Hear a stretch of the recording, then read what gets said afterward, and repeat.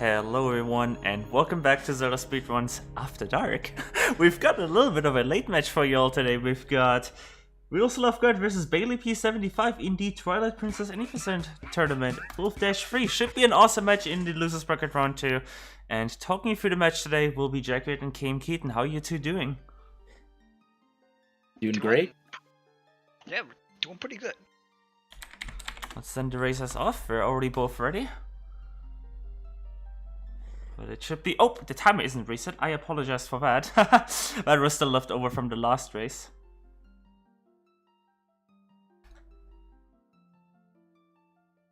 But I'm not really sure what's going on with the streams right now. One of the streams seems to be stuck.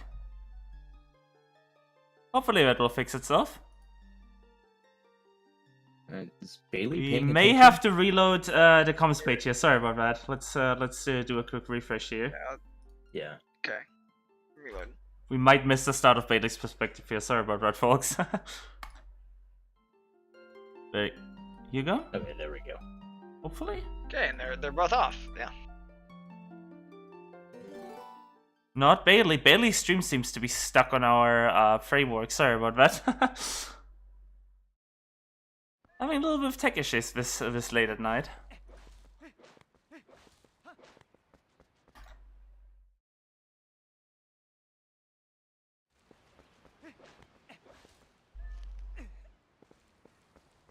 Right, I'm not really sure what's going on, but while I get this figured out, I guess you two can, if something special happens on Bailey's end, then you can call it out. In the meantime, I'll try and get this fixed. Okay. For quick summary of what's going on their run, they're both rolling into a gate, hoping that they get through. Bailey gets through on one bonk alone. Took him a little bit to get that one bonk, but he still gets it. Sloth gets it on second bonk, so Sloth is going to just be a little bit behind. Bailey taking his time, trying to get the safe bit here. Sloth messing up where he needs for safe bit. He gets it too. Yeah, that's good. I've seen a number of people fail safe bid in races, and it's very sad because it loses like a minute. Yeah, it's definitely not fun to go fail safe bit. Like, I unplug my controller because I just know, like, I typically feel like when you're not in a race setting, you can kind of just wing anything and it'll work right. But when you're in a race setting, it's like, if you wing it, this is the one time it's gonna slap you, you know?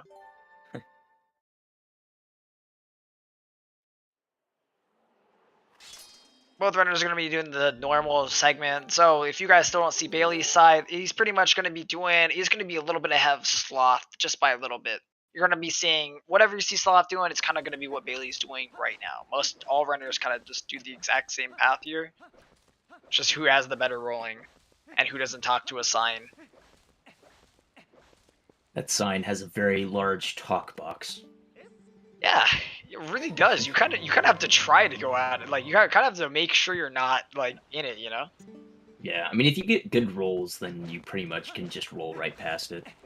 Yeah, I think you need to have max momentum on rolling in order to make sure that you don't. Yeah, and Oh, there you go. unfortunately, you know, Sloth did just talk to the sign. He was just making sure. He wants to know where he's going. Doesn't want to get lost. And I can now let you know that Bailey is now properly on restream. Sorry about that, folks, but we got that sorted out. Alright. These runners are definitely very close to each other in terms of time, actually. I think their PVs are, so if he's at 319, Sloth, if I recall, is somewhere in the 318 range. I could check up on speedrun.com if you'd want me to. I can actually go do that right now, just to make sure.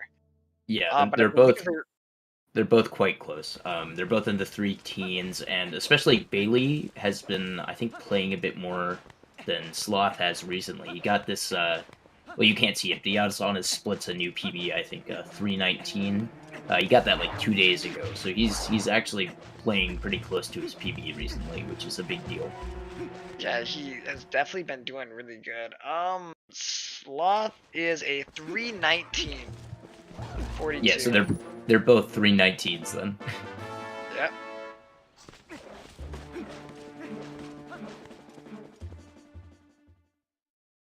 Yeah, it should be a really interesting race. There's like lots of stuff that can go wrong for either runner in the race, though. So I like how you put that. There's lots of stuff that can go wrong. Well, yes, yeah. I mean there's plenty of things that can go right too. But like they're both at 319, which means they both mess up multiple large tricks in their PBs, I'm pretty sure.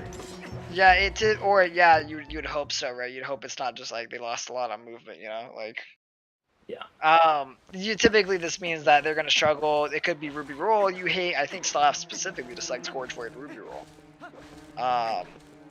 Cannot remember for sure. I know Hugo's caught him up a couple times. I know for most people, Hugo is a big one. Hugo is unfun to deal with. I mean, even for later runners, at times Hugo's unfun to deal with, right? So, to people Don't who don't run remind as me. often, dude, it's not. You know how many people in races, man? I have 2 races where I have like a 4th try Hugo, like. Dude, I Too many saw times. like a few days before my last race that I did. I saw Beast do exactly what I ended up doing, and I'm like, wow, I really hope that doesn't happen to me. And then after I did it twice, I was like, Beast, I completely feel your pain now. It's pretty rough. Yeah, it's so bad.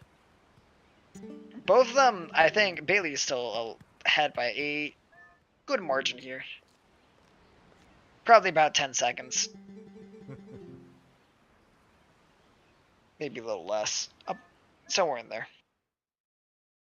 Everyone's favorite, you know, I won't say it this time. It's goats and bow. Getting that right, you know. I'm trying to make sure I'm getting things right. Didn't yeah, say our goats and typical boats. boats and go. Yeah. Boats and go? Oh my gosh. I literally switched the first letters of their names, and that's what you get. Everyone thinking we're playing Wind Waker at times.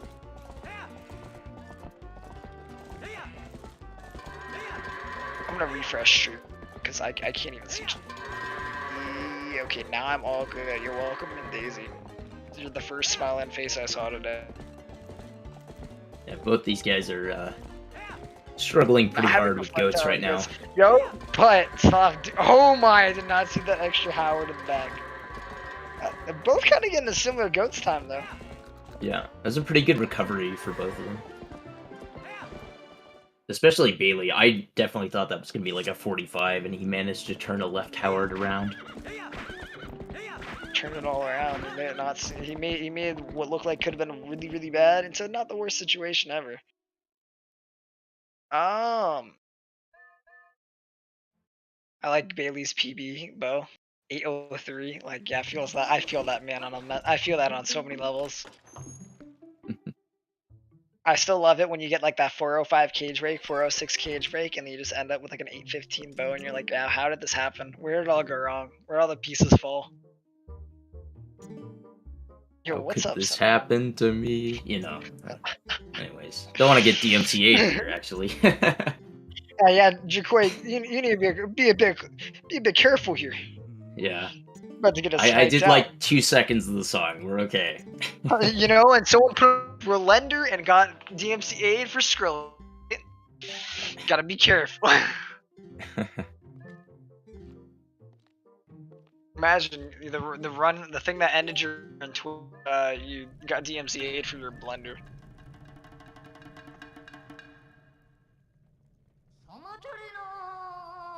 Good RNG for Bailey. Unfortunately, he can't mash. Hey, dude, mashing is hard, okay? Mashing is No, hard. I'm with you. I can't do it either. It's like, I always, like, there are times where, like, I know that sometimes bow is my fault, you know? Like, you'll sit there and you're like, this is partially my fault. Like, I could have mashed better. But then you remember it's just mashing and then you're, matter.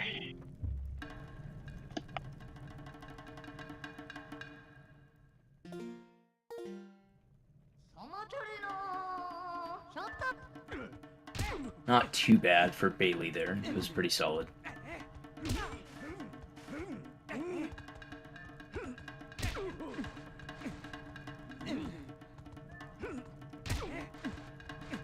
Actually, like, both of them getting out, like, not the worst times. I mean,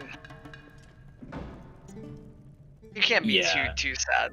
Like, Considering how especially bad like, the goats were, it's like, yeah, this is definitely like, okay. Like you would accept this. You're like, it's okay.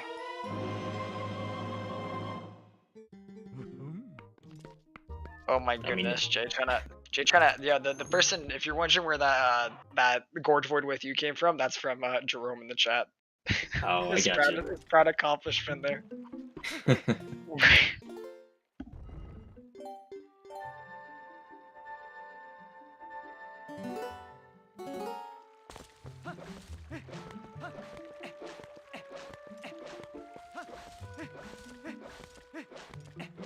Both runners chilling out, doing their normal things. It's just movement right out for a little while. All of it's just gonna be really, really intensive. Like, kind of good angles, have good rolls, good dashes on Wolf here in a second. Oh, I might have just spoiled the game. I'm sorry. I didn't mean Yeah. to. None of you knew that you were about to turn to Wolf here. I have to You're apologize. forgetting the most stress-inducing part of the run. You know, whether or not you get box breaker. You're talking to someone who's never even graced the box. Like, My heart rate rises to like 120 beats per minute when I'm trying to get box breaker. Definitely. Because your run is invalid if you don't get it, obviously. really? Man, I've never had a valid run Ninja Great. I can't believe you're doing this to me. There you go. It's okay, Bailey didn't get it either, if that makes you feel better. Barely, it's okay. We'll ride this wave together. Sloth, will you get it? Oh my goodness. Oh, Okay, you got Sloth's it. better than Very I. nice. Alright, Sloth, you're verified. You get the check mark. The chat is actually going full on wild. Yeah, that box breaker doesn't save very much time, but it's worth an infinite amount of time and swag points. It's great.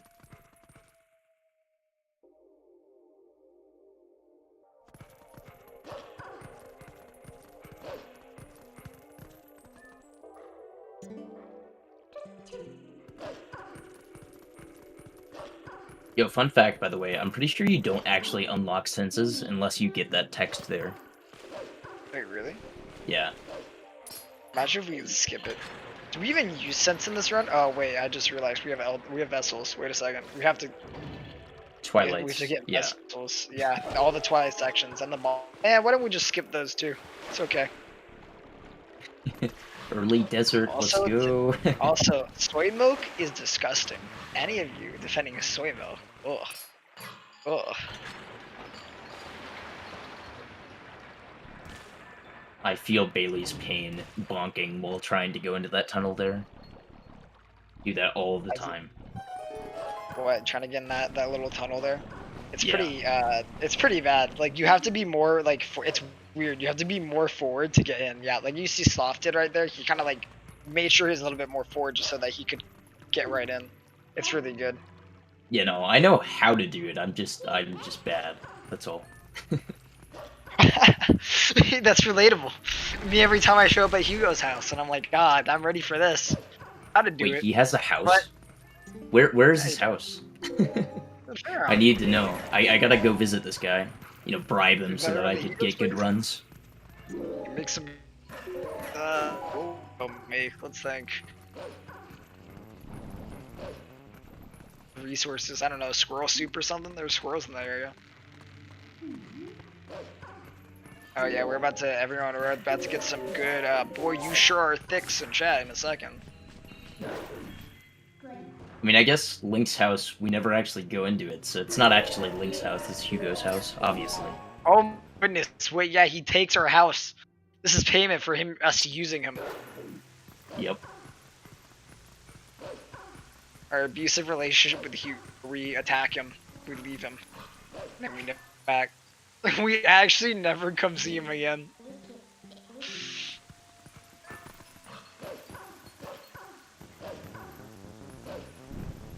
He's just there to see us off on our spiritual journey. Oh my goodness, yeah. You know? True. Sponsored by Yeto. Sponsored by Yeto Spiritual Soup. That's right. this man. You know what's funny? When I was doing the route for Spiritual Soup percent, you know how many times you can softlock Yeto? Like Yeto has so many softlocks. Yeah, it's a lot. If you don't do Snow Peak casually, the man just does not work. Yo, what's up, JD? Good luck to both the runners if you're listening, coming from our main man JD. I really hope that at least one of our runners decides to say yes to Yeto on the spiritual journey. I hope both our runners do. I'll be really, really sad if they don't. Like, I won't count their runs as existing. That's right.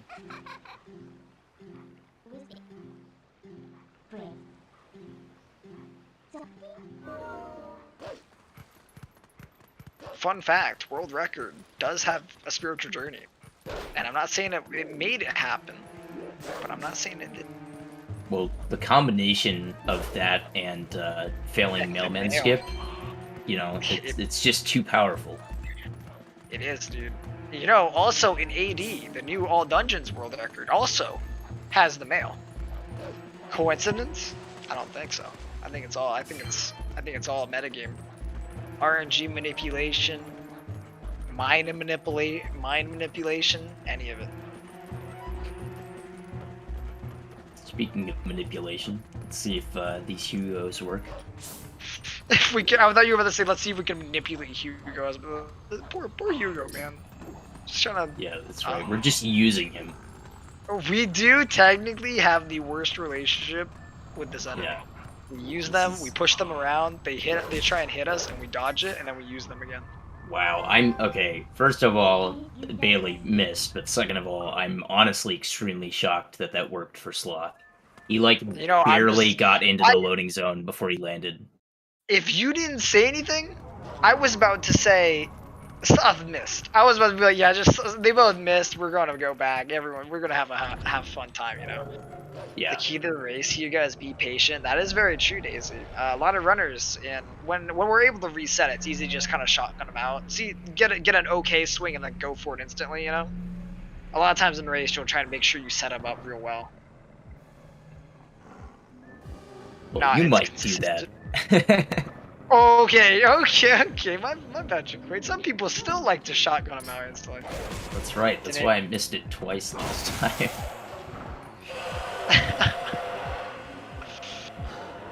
It's okay. I still like how in your friendly race with Nimzo, he gets Audie's time. Oh god, yeah, that was fun. I had the epic comeback against Dean to end up beating him by like a minute. Did you beat Dean? I did. That's good. I wonder Hopefully, what were you gonna say? Nothing. I was about to say let's hopefully we'll see. I think I'm taking exactly what you were just gonna say. Hopefully, maybe we can go over here beats Hugo. All right, nice. I was literally about to say that. You read my mind. Yeah. Both runners through Hugo. That means we're kind of big chilling. We've got a couple more extra tricks that are gonna be coming up in the future. Won't be very fun, but I'm sure we'll be getting through it.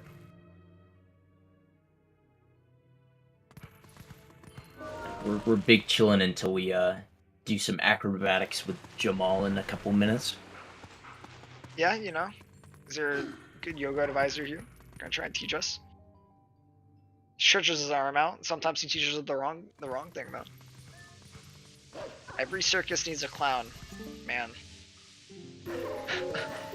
That's the truest statement I've heard in my life. Dude, Bailey's about to die. Bailey unfortunately failed Hugo once medal. Yeah. Hugo definitely did. And I don't think he got HP either after failing Hugo, so he's a little bit low. He can't take a single swing from Jamal over in EMS. Like, he's gonna have to be careful here. Surely he's going to get a heart whenever he goes into the area with Jamal. Oh, okay. You know, I forgot. I never see hearts drop from those guys. I forgot they could.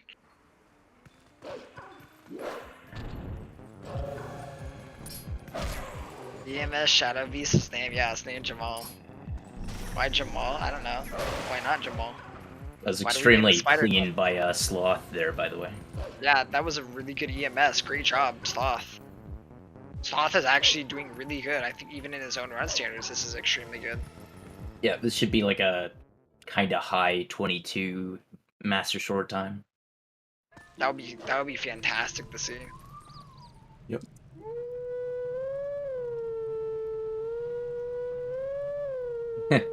No, Rob, I think that's just you. I don't know, Rob. Only a couple of us in a race like to do that, you know. It's a hidden tech. We can't teach him about it, okay? Wait, did you We'll do that learn. too? No, luckily I didn't. Oh, who? My I think game- it was my like game's 2 trash. people, and I forget who.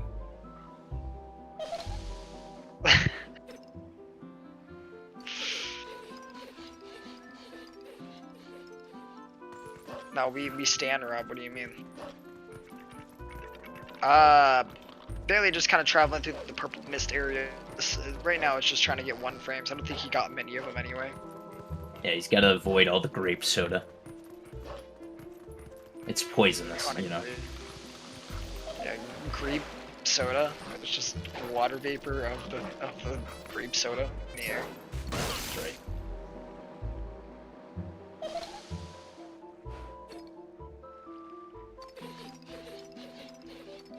Oh no. Come on, Oh man. no, F. Bailey, it's a... Bailey, we all get stuck in this trick sometimes. You got you out of this, man. Slothy is dishing out a pretty... I'm not gonna lie, like, that is a very good early game. He is on more than enough pace right now to try and attack his peep really hard here. He still has his biggest nightmares, which I believe is Ruby Roll, but he's got this. Like, I believe in you, Sloth. Keep this up. I don't know what Bailey was trying to do with that camera there. It was like never gonna work with that camera.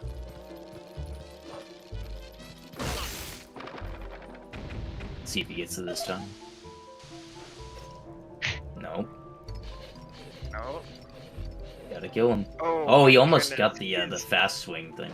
That would have been crazy. That's... Yeah, that would have been kind of cracked if he did. Surely he's gonna grab a heart, right? No, I don't think he cares. I think he's gonna keep shooting, like, until it's done. Hopefully, like, I hope he doesn't just get caught. Like, I Yeah, don't there do we that go. version. That's good. There we go. There we go. All right. Does he know about the hearts outside of Sacred Grove here? Kind of slowed down. Acted like he didn't really know where he was going for a little bit. Okay, yeah, he knows about the hearts. Yeah, okay, good. Sloth has made a considerable dent. Like, Sloth zoomed through the Skull Kid fight sections. He is still zooming. He's still going. He isn't slowing down. Yeah, we're probably looking at like a 2.5 to 3 minute gap here, I think.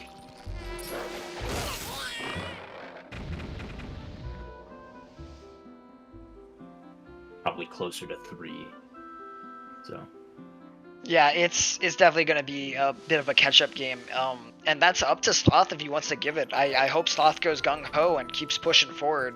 Both these runners, like, they are close, but this early game can decide it pretty early, depending on what happens. We still have a couple tricks to see, because I think those are the points where a lot of newer runners get stuck more than anything, is losing time to, like, Ruby Roll, Pillar Clip, Hugo, EMS, stuff like that. So hopefully, depending on how it goes, we can see them catch up or lose time. GV is another big decider too. That can be a whole slew of time waiting for Bailey to catch up. Yeah, that's a minute by itself. But you know, it might just be just as likely that Sloth gets Gorge Void and Bailey doesn't, so. You know, yeah. It's up to how these players play.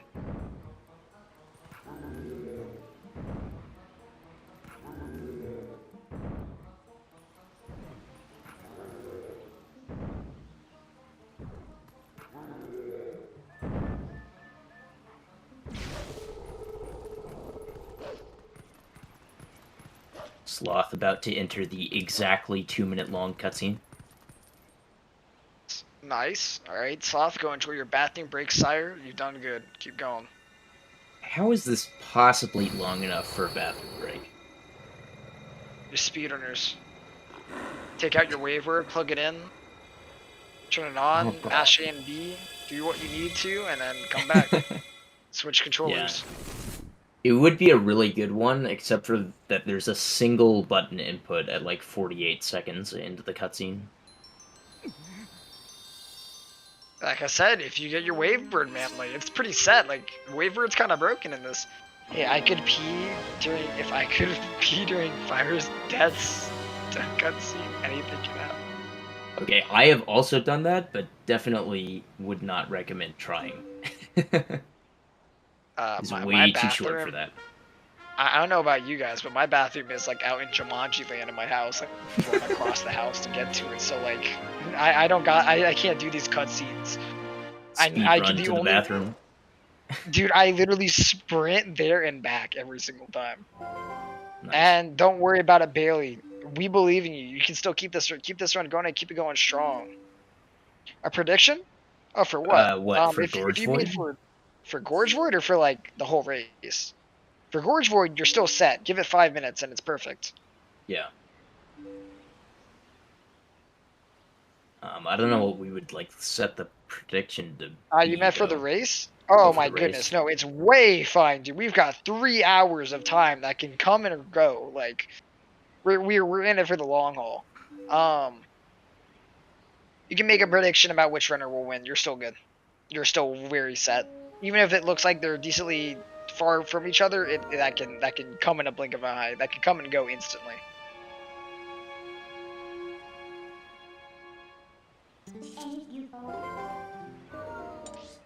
Rob, how did you manage to do that, like, in a race? How?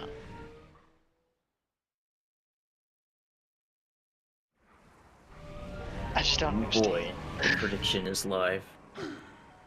Oh, let's go. Alright. Oh, we can put our money. Who do you want to put yours? How many points you got? I think we I split. already placed my bet. You put it all on Bailey? Yeah, I feel very confident about this, even though he's pretty far behind. You know, I gotta give it to. I like both these runners. Both of them, I consider them good friends. But since I want each commentator to have a runner. You chose Bailey. I'll choose Sloth. There we go. All my right. points to Sloth. I'm gonna try not to actively cheer during the commentary, but I'm just saying that I bet in on Bailey. Also, apparently Bailey bet on himself. Nice. Damn, Bailey. I can't. You're not for the other opponent. That's. Sorry. Dude, the great thing about these predictions is you can, like, metagame them so that you're gonna win, like, 4 times as much as you bet if you, you know, like, bet on the side that has less bets. Kansas Sloth, now no. banned from. I'm banned from Bailey's stream. That's sad, dude. I can't make jokes from his stream.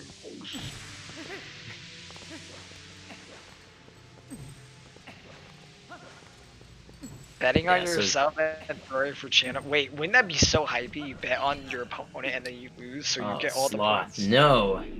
F. That's twice. Sloth has lost more than like a minute here now. Like maybe a minute? Like not a minute. It's probably not 40 quite seconds. that much.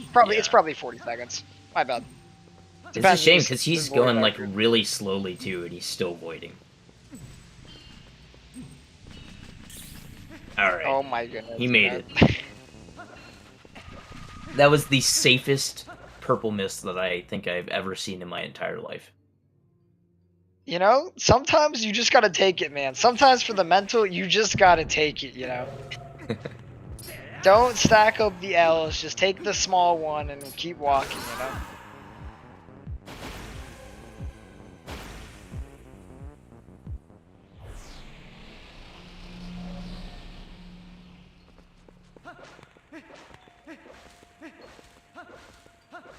Oh my goodness. Oh, Sam just literally destroying the person they mod for. I figured they mod for because they said they banned me from his chat. Oh my goodness. Why don't attack your streamers. Remember, tip your streamers and say good things. They play Twilight Princess already. They've got enough things going wrong in their heads. God.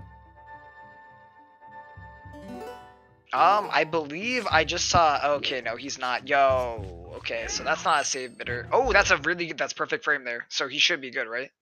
Yes, that's correct. All right, there we go. Sloth is out of forest bit already. That was first try, and that was relatively quick. Did he press A fast enough? Okay, he did. All right, good. Yeah, he definitely did. I think he was good. Well, just like the fade in looked kind of late to me, so. You know what's sad? You can be really early on that A press, but if you're late, it hurts so bad. Yeah. I think I've lost runs to me just being dumb and trying to wait it, and then I end up, you know, you end up in the King Goblin fight. You're like, uh oh, didn't mean to do this. Or I mean, you end up voiding in. That's what happens, right? Man, is everybody in chat gonna rag on Rob at the same time? Dude, poor Rob. He just came here to cheer on his boys, Sloth and He's just Bailey. getting dunked on constantly. He's getting mauled, dude. We need some Like, love for absolutely posterized.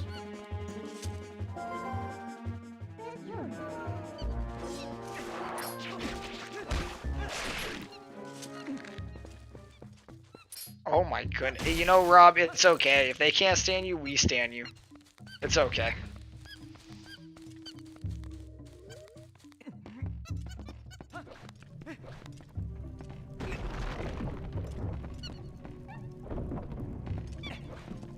Alright, so let's see how Bailey handles this forest bit.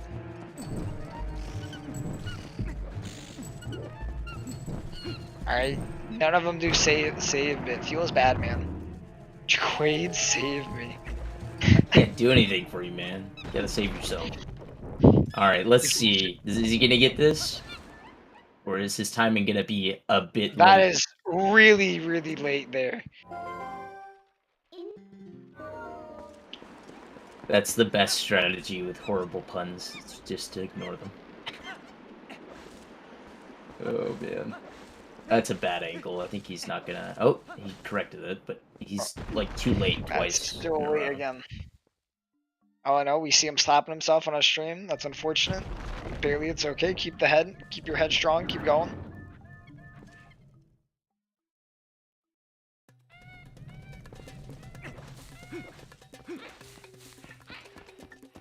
Everybody's dunking on Rob, but, like, come on. Rob has the single best pop-offs and you know, pump up, like, whatever dances or something that I think I've ever seen. Pump up dances that you've ever seen. Oh, Rob, I have something. I mean, like, he was doing, like, a dance before Morpheal the last time I commentated a race with him in it. It was, like, insane. What, seeing the fish doesn't make you want to dance? You don't It's get excited. quite entertaining. Like, oh, baby, I'm just saying. I'm just saying it's entertaining, man. Come on.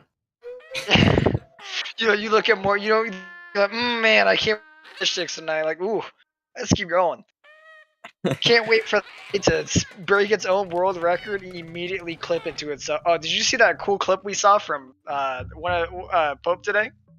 The eye literally stopping time for itself and then teleporting back into itself. Like, all right. Dude, I did that way before it was cool. Like, I got a clip of that 4 years ago.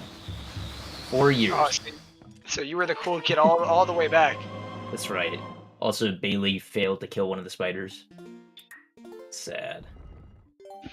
I'm guessing he's rather gonna go kill with Wolfflank or he's going. What he should do is try to kill the top one with this seed, and then draw the bottom one down, transform into wolf, and kill it. But he didn't do that, so he's gonna have to wait on this one. Yep. And Nancy already looking like, ooh, I want some of that. Nancy looking at we talking about Rob too much. Now. He should looking be at fine. looking at Bailey like he's a snack right now. All right, he's good.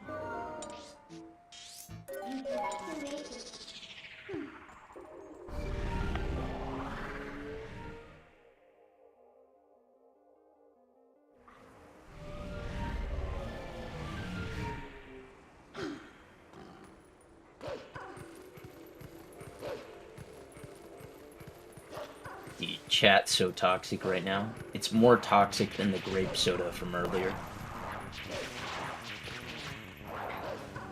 Grape soda, man. You better have some on you. You better be sponsored next time I see you. Quite like.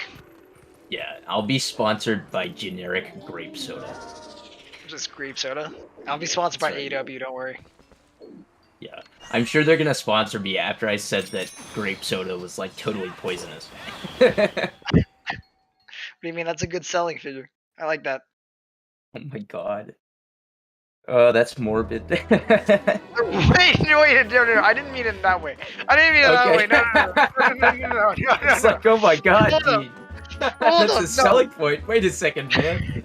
Hello? I mean, it can be used as rat poison. It can be used as like stuff to. Oh god. That's dark. That's darker than this game. Oh my goodness. No, I didn't mean it like that. Don't get grape soda. Oh, Sloth going for the mailman strat of guaranteed PE by getting mailman. Sloth, buddy, you're about to go with every other split from now on. Just go on that spiritual journey, homie. You've got this. Yeah, we get the haze in the chat, dude.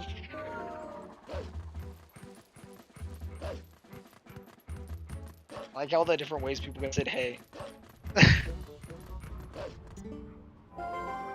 You know, I've never thought of this before, but I just linked the hey from the postman to that hey yeah video in my head, and now I can't unthink it.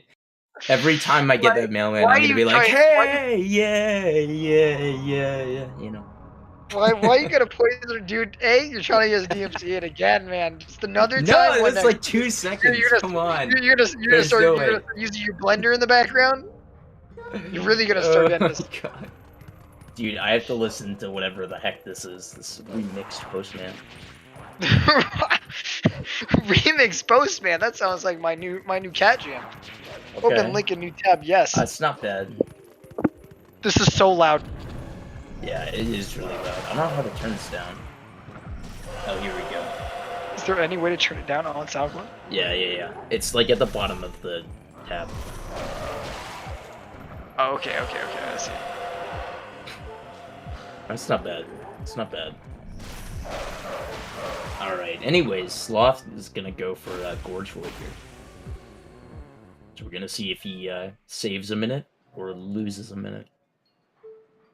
The answer is loses a minute, so there's a good opportunity for Bailey to catch up if he can successfully do the extremely easy wolf setup for Fire and Escape.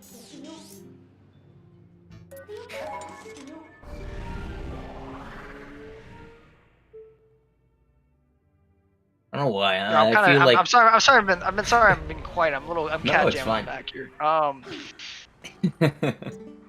Gorge Void, you know, everyone's favorite. Oh wait, I forgot to just saw. I'm so sorry, I didn't give you the power of the chat. Okay, for Bailey, we gotta give him hope. We're all gonna type in A and get that jump. We gotta all get our GameCube controllers, get them ready. We're gonna hit A with him too. He's not there yet. We gotta give him a little bit of time. He'll be there in about a minute's time. I don't know why. I'm feeling a little sassy today. I'm like, somebody's playing bad. I'm just gonna say, like, come on, man. Why are you so bad? What, like, for Gorge Void? No, not for Gorge Void, but like Bailey was taking literally forever to do the wolf setup for Fire and Escape. Yeah. And it's like, you know, Bailey it's like 10 people have been eliminated already. Bailey spams the A press for shame. Wait, how many people have been eliminated? Oh, you mean the race? Yeah, in Wolfdash, it's like 10 people or something already. Hey, you know, I'm one of those 10 people, right? Yeah, but yeah. Well, but both these guys have 319s. It's like they should be able to do tricks. yeah, that is pretty true. I mean, even at those times, people make mistakes. It's just normal too. Like that's just kind of how. Some of those tricks definitely you're gonna be, like when you're going for wolf setup, you definitely hope that people like get it pretty easy. Do it, Jaquade, cook them. Cook them. All right, we're roasting them. We're taking you boys out to dinner. You're the meal. Oh my God. All right, Bailey, you don't get this Gorge Void, man. I'm never letting you live it down. Come on. Yeah, I expect both of these runners that have 319s to play at 254 level today, and otherwise I'm going to absolutely cook them. And hey, you know, he didn't press A at the right time, so Bailey, I can't believe this, man. What are you doing? Back to 4-hour time now. I can't believe this. It was like his big opportunity to catch up. Dude, I'm stolus to this Postman remix. All right, let me pause this. Let me get back. Did I just witness Sloth doing setup? I'm gonna be interested to see if he gets this, because I cannot do setup for the life of me. It is pretty good. I'm not gonna lie. No, setup alright. is so bad. What are you talking no, about? no, I was talking about the song, dude. I was talking about the song. Okay. I'm not talking about setup. I didn't even know there was a setup for the longest time. I didn't even know. I just drowned until I got this trick. Oh Okay, my that's a rip. gosh, that sucks. He totally That did it absolutely correctly, and then presses Z like 1 frame late. that is an F. I'm very sorry for you, Sloth. He actually, yeah, he has the really good angle there, and sometimes if you just do it late, you'll pop out or you'll pop over to the right into the pillar. That's pretty sad. Yeah. Also, turns out I was wrong. He wasn't even doing setup. He was just like looking at cues on the wall to get into position, and then did setup lists after that. Okay, it's a bit interesting. Your crosser, go teach him the other way that we have. There's a couple ways you can look at things on the ground, right? There are definitely some that are more effective than us for that trick. Do you have anything you look for when you're going for pillar clip or anything, or do you do like 4 swims, 5 swims, something like that? I look at the mini map, and then I like try to get the arrows to line You're up at like a certain spot, You're and a then I gamer. just swim 5 times or something. You're a gamer who looks at the minimap. I've never done that in my life. What? There's a For lot of my people trick. who do that. What are you Really? talking I've about, never man? heard of that. Wait, people I'm do pretty that? sure. People I look at the think minimap? Ace and Adam might do that. I don't remember who it was that I heard this from, but it was like it actually helped a lot.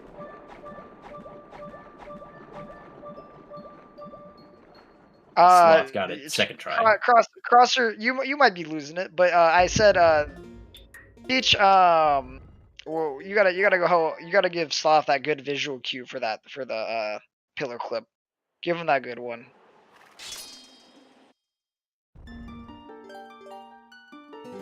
Imagine using visual cues for You're like looking at the the minimap. easiest That trick is in a the visual game. cue. That is. No, You're man. looking at the minimap. That is a visual cue. What do you mean? Yeah, but I don't lose time that's like- looking at the minimap like you guys do trying to angle your stinking camera. What do you mean? It's just straight. You're just I'm like swimming. You can move swimming the the camera as entire much as you time. want. Yeah, we Nah. are too. No, but what Sloth was doing wasted time. Okay, yeah, no, what Sloth was doing, yeah, that one definitely was a bit of a time Bailey, waster. I'm not talking. my God, Bailey, what are you doing? Your angle is not. You need to angle more right, dude. Oh my lord. He doesn't know. Dude, Jaquaid is literally trying. Jaquaid, burn, looking at all of his bridges like I'm gonna set them on fire. Bro, like said fire literally, to the there. right. No, come on, a little more right. No, it's. Yeah, this It one's might work, still a but little that's. bit too much, but this one might. There we go. Here we go. All right. Yeah. Oh god, there's like a very easy camera cue for that. See, but that's not the easiest trick in the game. So using like a visual cue for that is fine. Even though it is like super easy for the gate clip. I thought you were about to say, wait, are you calling pillar clip the easiest trick in the game? Yes. You know, Jaquaid, you now have said that, and I hope you know, tomorrow, when you post the thing, like, I lost my sub 3 to pillar clip! I was literally golding everything! And then Bro, you're like, how would I possibly lose a sub 3 to pillar clip? That's not even possible. You're talking about me thinking that I'm on sub 3 pace after like 40 minutes into the run? Are you kidding me? That's not how that works. Yes. Yes, it is. Also, I'm clearly being sarcastic. But like, anyways. I know, I'm just People should messing. not do setups for this, is all I'm saying. It's like way easier to do setup lists. As you can see by like basically everybody who has made it this far in Wolfdash doing setup lists. Good stuff on Bailey there. That was a really good clip. That was pretty much an insta clip. That was very good. Your sub 3 pace on the file loads. Sub 3 pace, hit start at the beginning of the game. You bonked, you talked to the fence and you talked to the sign in Oridon. Looks like you lost sub 3 pace there, buddy. Yo man, goats, they totally cost me sub 3. I was absolutely gonna get sub 3, and then I got a 30-second goats and reset. Oh my god. Horrible. I can't believe this. It's all RNG. I don't think I've seen anybody go to the right around the start of this room, like Bailey did. He just wants to be unique, man. Yeah, I guess so.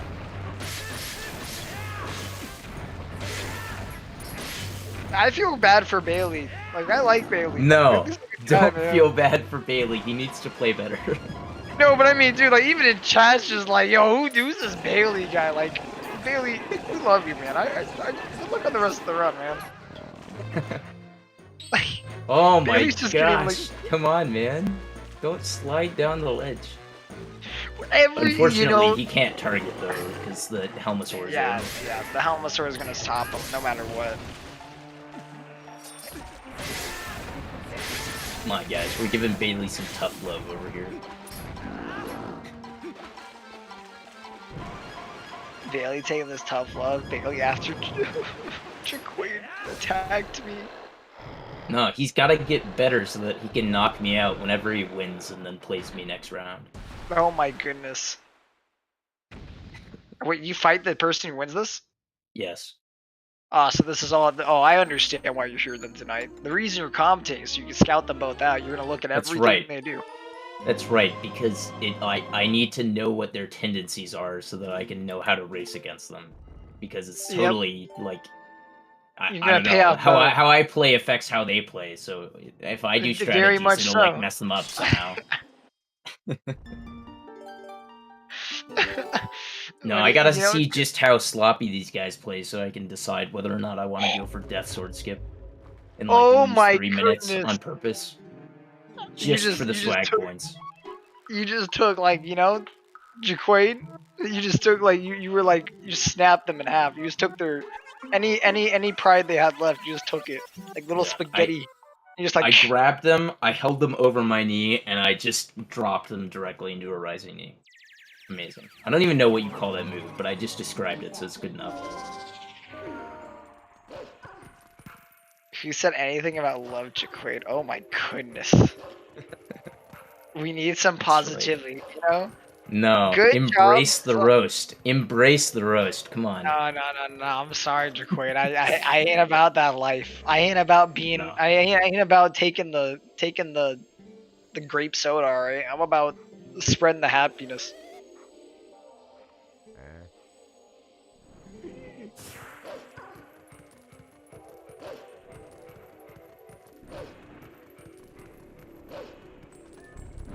Alright, so we've got Deku. I don't even know. Like, I'm gonna be honest, I was distracted. What was this? Did he even get one cycle Deku? Yo, Bailey, what are you doing?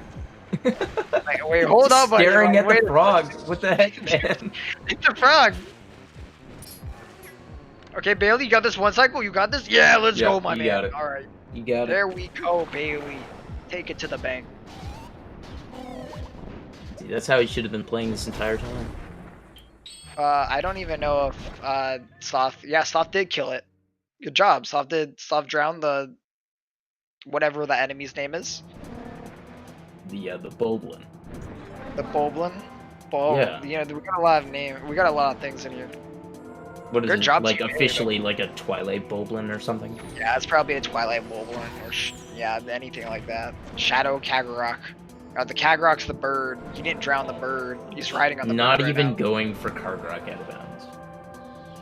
It is so consistent, and you're just like leaving 8 seconds on the table for no reason. Me and Jaquaid's next race clipping every single fail.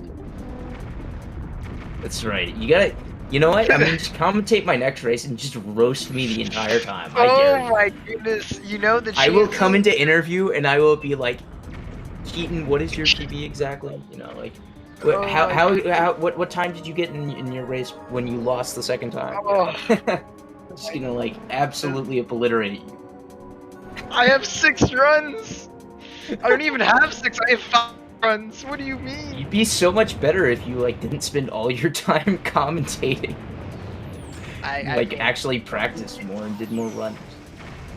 I would, but I had another Wii Laserdisc reader go down. Like, I'm unable to do runs.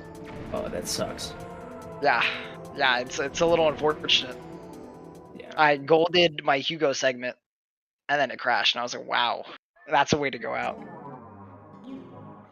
All right, let's see how Bailey does this clip over here. Or I mean kill. Okay, he's going for drown method too. Does everyone just do drown method? Like, is drown method really easy? Is this something I Yes. should invest into learning? Yes. Yes. Yes. Yes. Stocks. This is 14 seconds here. Wait, how much time does this save upon not drowning? Isn't it like 14 It's like or something? 15. Bailey went like super late there though, so he's gonna get grabbed, I think. And he's gonna crash because I think. Did he reset fast enough? Oh, he did. Wow, I'm surprised. Did he like console reset or something? Nah, I think he totally reset there.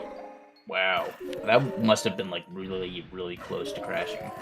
That was super late. I thought we were just about to see 3 minutes of time loss, and we were about to see a Wii home menu screen again. Like, that would have been rough. Yeah. No, I don't know what he's doing. Like there's such an easy visual cue if you like just see up rather than targeting the entire time, and he clearly doesn't seem to have a very reliable visual cue for targeting because he went way, way late there. I mean, these are things at their level that they're gonna start learning. That's what they're going to start incorporating to runs. You know, like in your first, like I don't know how long these two have been running. Like I genuinely don't. I know Sloth has done only a handful of runs, right? I don't know about Bailey, but like depends how much time you sink into the game and how much you like push to get your time down. You know. I don't know, man. It took me like 3 weeks to get a sub 310, I think. I mean, yeah, but you also ran HD and hold a very good time there where half of this game is the same as HD. Like, no, I've been told by everybody who runs GameCube that my time is actually awful, so we're gonna stick with that. Your SD time or your HD time? No, my HD time. But my SD time is also awful, so. Your HD time is fine. Like, you have a good HD time. Don't you hold world record in Hundo? I can't remember what your other. Actually, I'll go check right now. I'm on. But nobody has like actually run that category, so there's no way to tell if that's actually a decent time. That's fair. What's your time in HDNE? You're It's third. like What do you mean? 320. Yeah, but it's bad. It's like worse execution-wise than my my best time on like the previous route. It's just that Wolfdash jump is so annoying that it's like, I don't know. I mean, the route kind of became really unfun when you guys got a trick that literally is like, I don't know. It literally just looks like torture. Setting it up, doing it, all of it just does not look fun.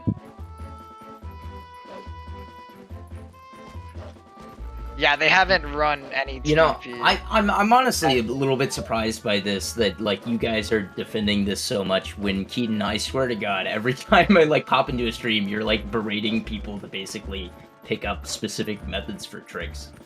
So I mean, man. That's usually because berating is a bit of a strong word, but you get the idea. You're like you do this a lot. You basically tell people they should learn this trick.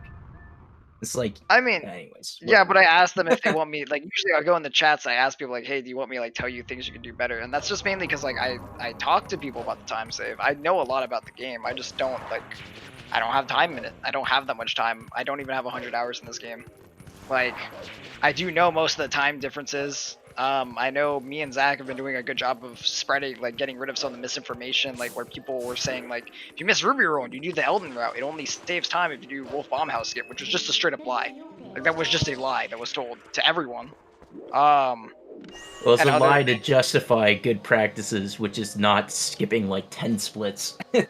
two seconds. It's a useful lie. It's a useful lie. Losing 2 seconds on any run that you don't get Gorge Ward on is useful. It's like, literally 2 seconds. Like, okay, if you're at such a level that you care about the 2 seconds, you should be resetting for Gorge Void. Okay, no, but what I'm saying is it's free just by going a different path. Like, why not? You know, why would you not? If you were, hey, dude, if you go on the left, because your muscle memory is going to be absolutely screwed, and you're going to skip like 17 splits in a row. You have muscle memory for missing Gorge Void? Yes. Is that how often?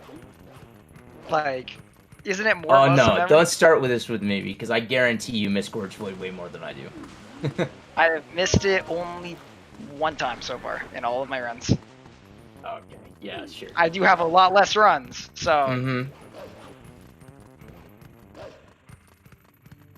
I mean, it is free stuff in the run. Like, why would you not? It's like when it's like one of the easy optimizations you can do, though. Why wouldn't you? I already mentioned why you wouldn't do it, which is A, your muscle memory isn't going to be set for that.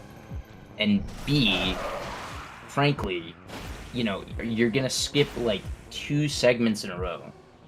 You're already probably skipping claw shot segment because most people have a claw shot segment. Then you're gonna skip vessel segment, and then you're gonna split on Elden Twilight, or not even Elden Twilight, Linear Twilight. So that's all, man. Slav did a really good job on Ruby Roll there. That was a very good job. He got through it very quickly, and he got through it on first try.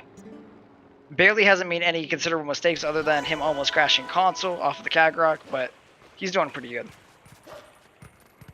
So if I understand this correctly, we're not supposed to tell people to learn a trick that saves 8 seconds that is like literally 100% consistent in Kargarak out of bounds.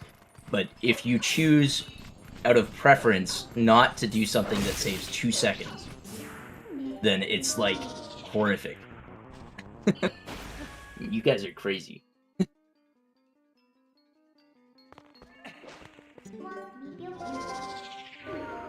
Forced escape from Bailey. He's doing a good job.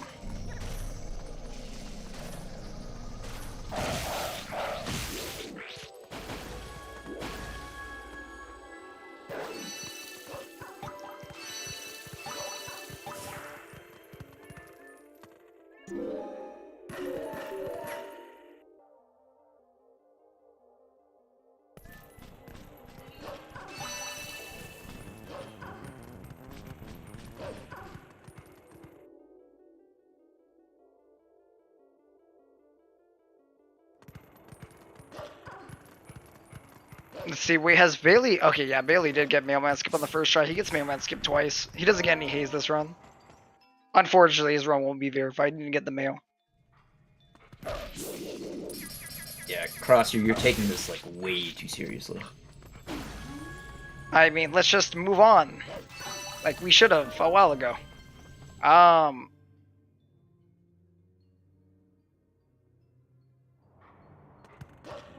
Bailey's going to be coming up to Ruby Roll. Hopefully he can get this. This is a trick that they tend to get stuck at a good amount. Yeah, Rupee Roll is one of these tricks that's, like, actually pretty difficult even for people that, like, play this game more, because you have to just aim really quickly, and it's one of those things where no matter how much you practice it, it's like if you just don't aim well, it just kind of sucks. Definitely, I know for aiming is like one of those things that you get more used to the longer you play this game, and it can be a while till you actually get good at it.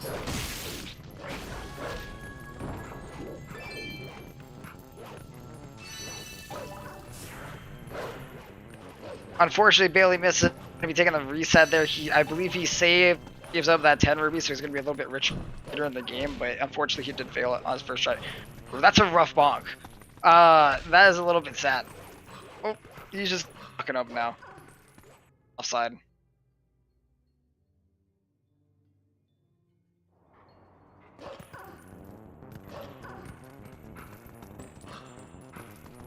I didn't see, did Bailey go for the backup rupee? I don't know if he's practiced that. It's kind of difficult to do anyways. Yeah, we're all good, JD. I want to see, suddenly there's 27 rubies here. He should still be fine, because I don't think he cares about skipping red ruby chest. Bailey's struggling. I think he was too late again. Yep. Oh yeah, he slips right off. Yeah, he could have avoided there. Probably would have been a little faster. You see how, like, if the boomerang's going fast, the boomerang slows down whenever you pick up any items, or like jars, skulls, anything like that. Rubies, hearts, it will slow down its movement, so you're able to tell pretty early if you have it or not.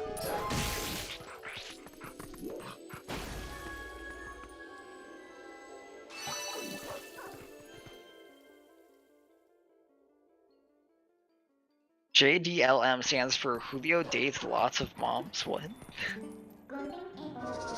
You see? Are you hiding something from us, Shady? All right. Soft's got this a good, big important time. Xavier gets it fine. Let's hope he doesn't mess up while I'm killing the bug. It should be all good. Jack-o'-lantern. Oh my god. Man, GG. Bailey's just Nice. having a bad time here. Yeah, he's not having a fun time. Ruru has caught him. And I think it's gonna take a little bit of a toll on his mental.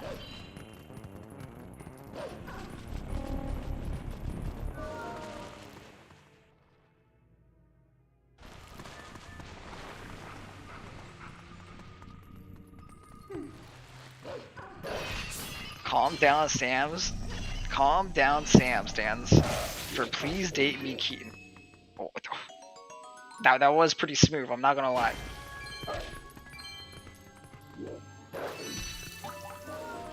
Unfortunately, I don't think, how much money is Sloth here? I don't think he got rich. Half the time, whenever I say someone is a little bit low on money, they just make bank in that room. Like, they'll get 18, 16, and the other one's been 12, so a little bit sad to see Sloth didn't just become rich. Oh, that's really Bailey cannot unfortunate. aim.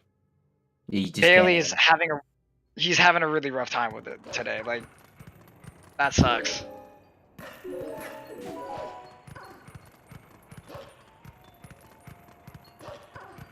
Sloth having a relatively good Twilight vessel here. Like, he's kind of zooming along. He's had a few minor like movement mistakes and a few things that have gone a few bonks here and there, but he's been pretty good. Yeah, he's probably Nothing losing major like missed. 30 seconds to a good time. It's not too awful. These Twilights can be kind of hard to optimize, so. Twilights are a lot of movements. We see some really top runners who are able to like draw them down. I heard Nimzo's gold like literally wrecks everyone's. By Every one of Nimzo's golds wrecks everyone. You know, that is fair. Yesterday he did also gold is more fuel, which was pretty hypey.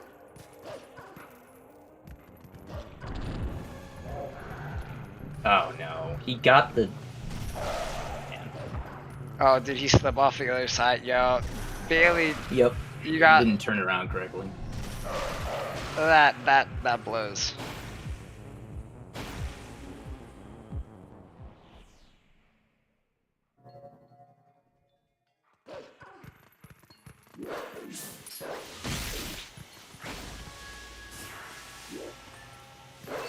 ZFG sad. Yeah, that was a little bit sad. It's okay. Bailey, hopefully we see you get through this. Yeah, I can pretty much imagine what's going through his head right now. He's probably kicking himself why he didn't get the run from 2 days ago today. I mean, I don't know what I mean, it was a very recent PB, so, you know, like, to play towards your PB again right after, like, it's not always gonna happen. Yeah, but like he literally just showed that he could play at that level, and now he's probably kicking himself. Alright, he's got it. Let's see. Does he get the good roll? He does. Gets the good turn. Oh, Come on, man. this is brutal. He doesn't have an input display, so I can't even see what he's doing wrong. That's just brutal.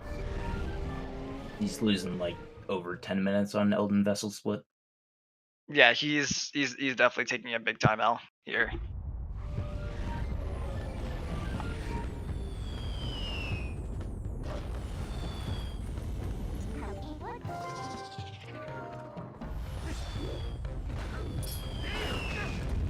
The current world record is a 253.52 by Nimzo.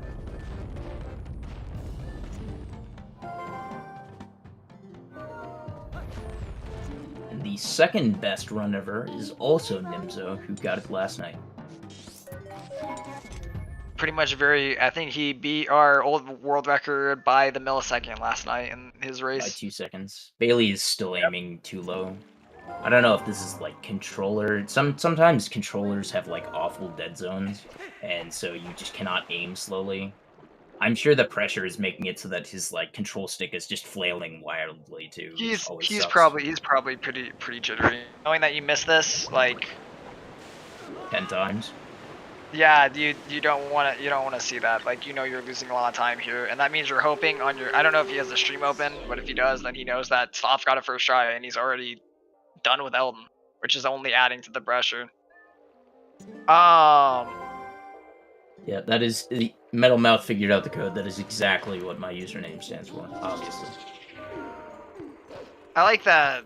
I like the fun thing about Nimso's time too is actually it's the same forwards and backwards. It's a 250. It's still a 250 forwards and backwards, which is pretty cool. Or we have a record like that, you know.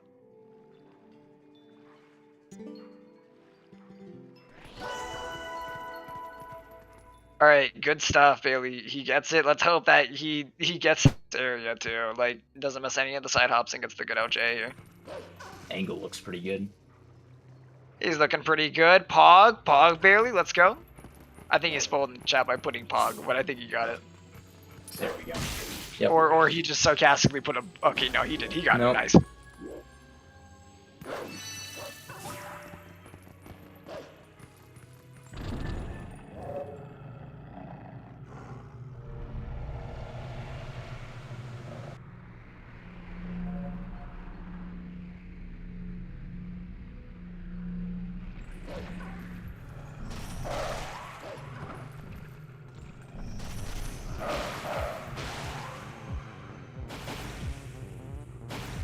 He's making sure he doesn't. I know he doesn't want to hit that KB trigger. He's being really careful there, a little bit too much and making a little slow. But he just doesn't want to get hit by that trigger. Makes the game a lot more. You get a big time L if you do end up hitting it. There's ways to back it up, but they're unfun and they lose time. It's really not. I mean, like I'm surprised that you and Zach haven't timed this. What, the time losses? Yeah, because you can back that up pretty quickly. It actually really doesn't lose more than probably about 15 seconds if you get it entering like no, but the second time around it does. It loses like no time the second time around. You warp in, you go to graveyard, and you get down to the statue like at the exact same time.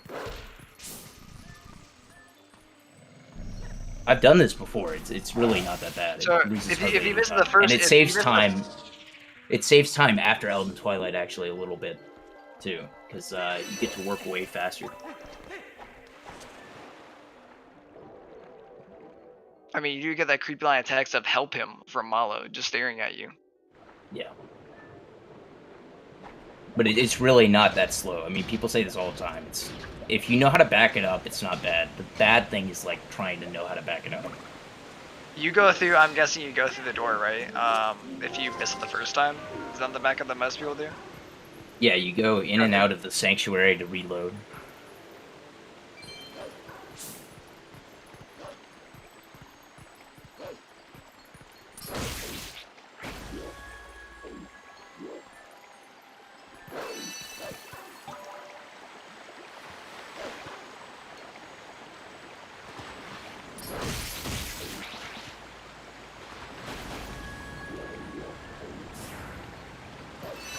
There's not the worst lily pads from Sloth over here.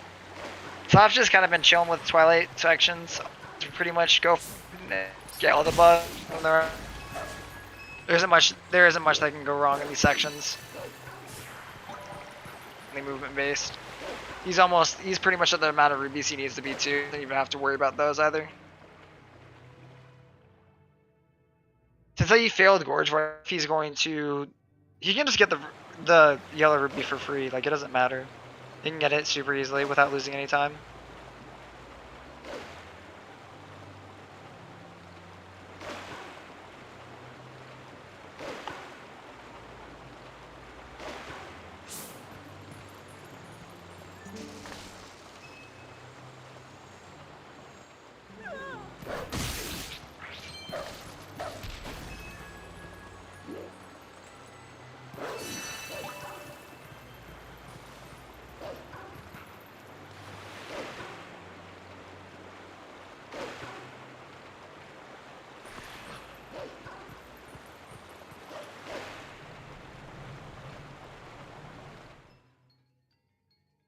Alright, we got Hotel Bug over here. Oh, he did a minute charge on that one.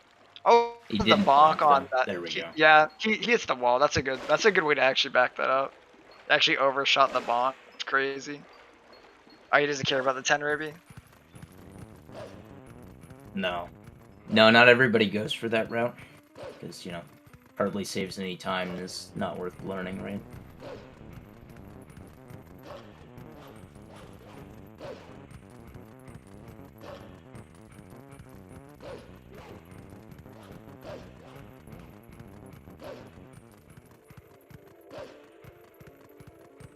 Wolfdash is having a fun time renaming themselves all around.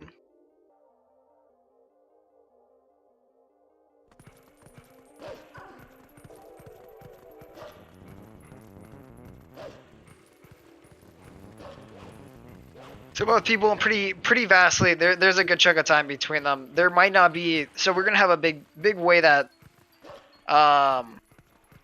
Sloth can get caught up in time, but it's really unfortunate if he ends up losing time to more fuel because no one likes seeing anyone lose time to more fuel. I'm sure some people enjoy it. There's lots of sadists out there. Sports, welcome to Twilight Princess, and currently we have Bailey in second place, Sloth in first place, and there is a good. He's losing, but they're just smack talking for fun. I'm pretty sure they're friends with him. If them are his viewers or mods. No one likes to see more fuel. Yeah, you know, there are a few that enjoy the fish. We love him though. It's the love-hate relationship.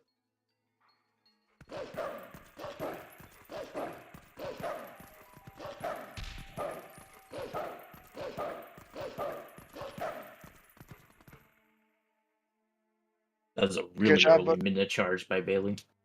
Hey, I mean, he still gets it. Yeah.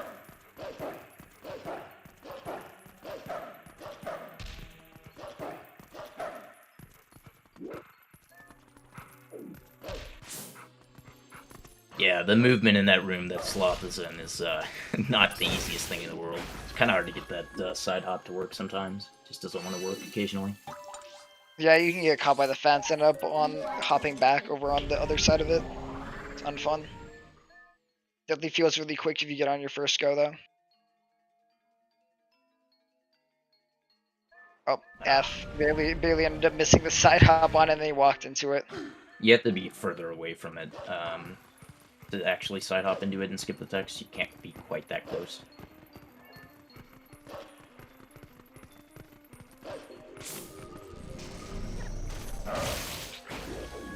Ooh, that was a really good firebug. Like he's actually chilling. That was really quick. Good job, Sloth. Now he's just got a couple more bugs to collect and he's out of Linearu. Or Linearu section here. Then he's going to be doing some bomb shenanigans, setting up for more fuel, getting ball on chain, and then going to go fight more fuel.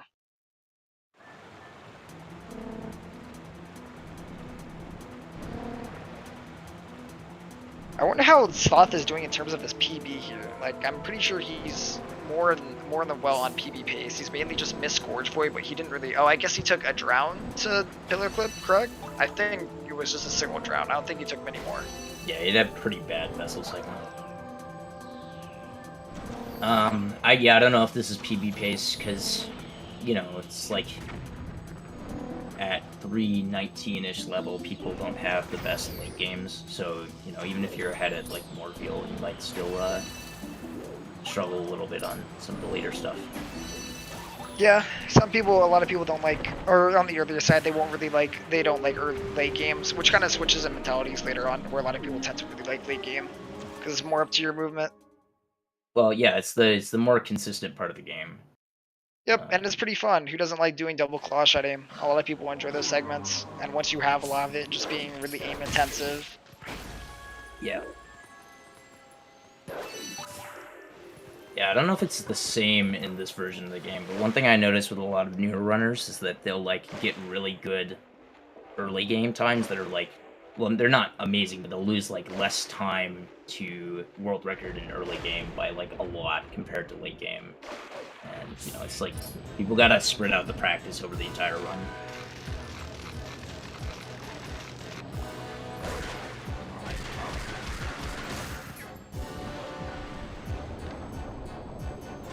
Alright, we have Sloth over here trying to make sure he's setting up to get the Rhea here. Let's hope he gets it. Bailey having a bit of trouble with his final bug now. Oh, good re-hit. Ruby roll free. True Bailey. You did get it first try. Wink.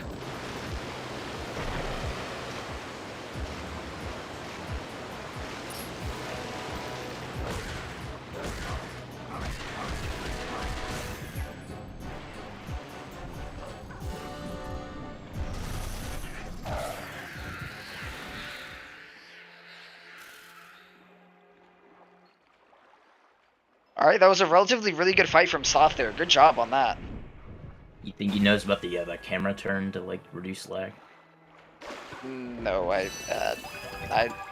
No, kind of got it. He didn't get you kind of got the it. seam thing though. Yeah, but I mean, he did. I think he did get a little bit of lag reduction there. That's pretty good. Yeah. Randomized background music is sick. Currently in Forest Temple with the house music playing. JD, wait, I thought you were the person against randomized music. So what is this, like an 11-minute difference right now? Yeah, there's a whole Leneru vessel in between these two players right now, which is a pretty fat time. You mean Linear Twilight? Yeah, Leneru vessel. That is what it's called, right? I mean, yeah, No. Leneru Twilight. It's called Linear Twilight. Oh, F, he doesn't get the warp there. Or I mean, the transform. What we're gonna be seeing Sloth doing is he's gonna go do the Howling Stone so he can get ending blow after MDH. He's gonna be grabbing a fake bomb bag or a temporary bomb bag after Savior Niza, which he's gonna use to go get a real one.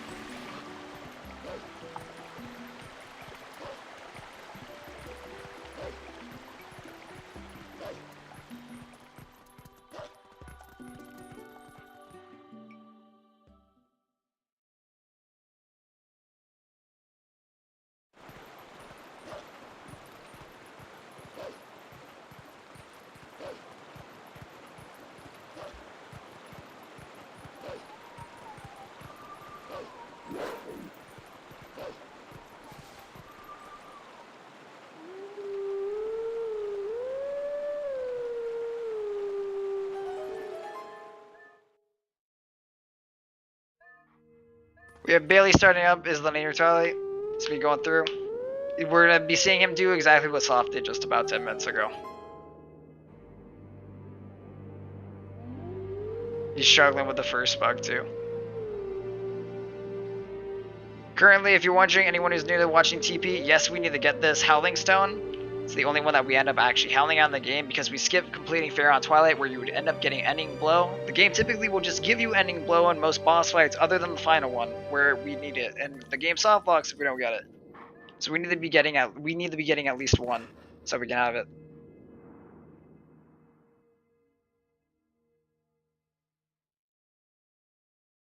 F, rip. Bailey's gonna. Oh, he actually ends up getting the aggro there. I didn't think the beast would catch his aggro and come over to him at that point.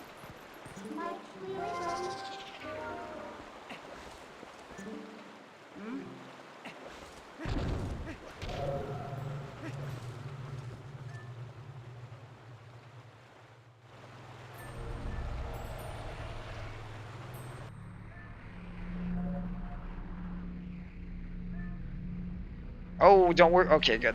For a second I thought Bailey was about to warp away before turning blue. If you end up leaving, like digging out, going to a load zone before Wolflink turns blue there, you will not actually leave away with the tier. And Yeah, the bug will remain dead, but the tier stays. Fun fact, I don't know if you know this, but you know how you can like bonk after getting the final bug in the river part? Oh, the Right, yeah. and you can like bonk early rather than going like all the way to the sidewall. So if you go fast enough doing that after getting the last bug, you like can actually void before the tier gets to you. But if you say yes to like starting the thing again, the tier gets to you like right as you start. It's really funny. Oh wait, but Yeah, it like that sounds follows you all the way to the spot that you like warp back in. that's kind of really cool weird. then. Yeah. So if you end up seeing that you didn't actually get it, you just go back, you just do that, and you can just like immediately Yep. bonk after and go out. Yep. All right.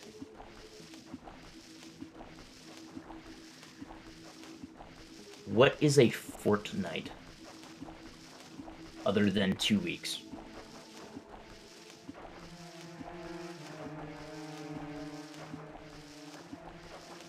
So right now what we're watching Sloth go do, he's dropping off all of his bombs so that he can go get water bombs, which will allow him to. It's okay. He just wanted to get a bit of a concussion.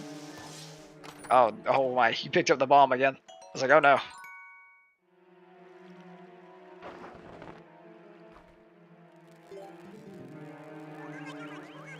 Yeah, these lily pad bugs are being like really awful. Yeah, he ends up getting in that one. That's good though. I like how Wolfling likes to shake off the water if you just stand there once you get up on the lily pad.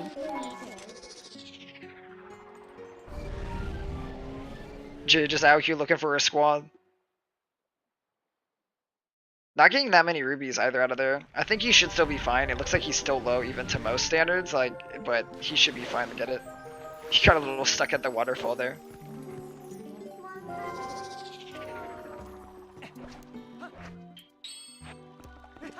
Soft coming down here. He's gonna be using bombs that he just got so that he can go get his real bomb bag.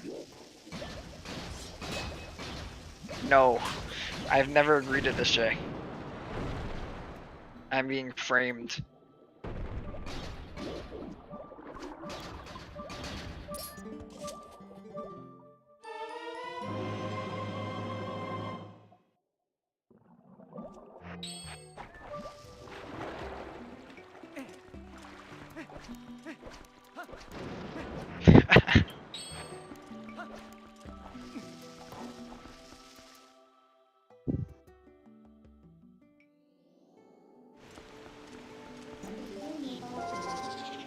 Yeah, for a second there, I thought Sloth was gonna do the side hop movement.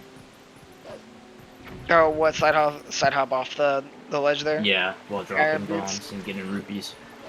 I think he's seen it a couple times. I don't think he's ever like practiced it up a little bit. I think he's seen JD do it a couple times too.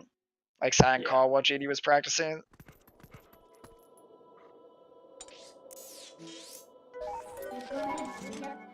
This is one of our first instances of people using map glitch.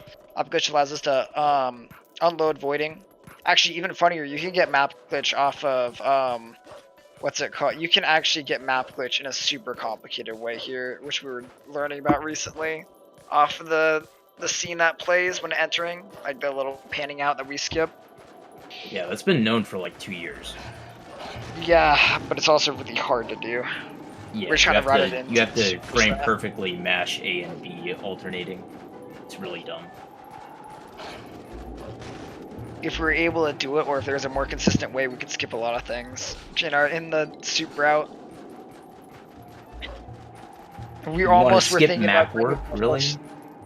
Yeah, it was what we were considering, and so that includes rather learning the Wolfdash jump or. Yeah, I was gonna say that. you can skip it. Yeah, no, you can. There are ways you can skip it. You can do either that way or. But I think we came to consensus it wasn't worth it for the fact that Wolfdash jump is very unfun. It wasn't worth it for a meme category. Heading to sleep. Have a great night, Jay. Then. Sloth is gonna howl at the stone here to basically disable map glitch. You'll notice he can't actually turn senses off because you can't turn senses off in map glitch. It's kind of weird. It's a bit of a weird side effect that comes with this. He needs to get rid of map glitch here, just that he doesn't. If he went for the dig spot, there's no zone for him to actually go into, so he just kind of just goes in and never comes out. You guys might be wondering why map glitch is called map glitch. And the reasoning is because if Sloth were to have opened his map during any point while map glitch was active there, his game would have just immediately crashed. Oh, really? Oh. Yeah, that's why it's called map glitch. Your map gets like completely messed up. Yeah, so you have to be really careful. Like some people, this is why I always do equips before going into Bulblin Camp, because I don't want to like try to pull up the item wheel with map glitch active and accidentally pull out the map. I thought it was the reason I thought it was called map glitch was mainly just because like the current map that you're on is like not correctly loaded, and so the zones for it aren't like No, that's the not void it. out zones aren't there. No.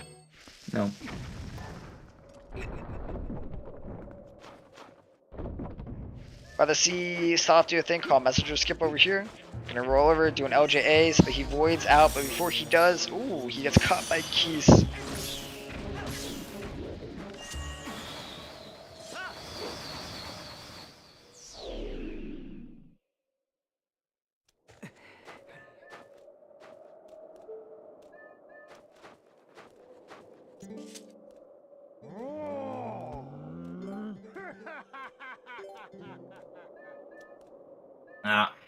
He didn't. Unfortunately, he He did didn't not. do Spiritual Journey. Damn.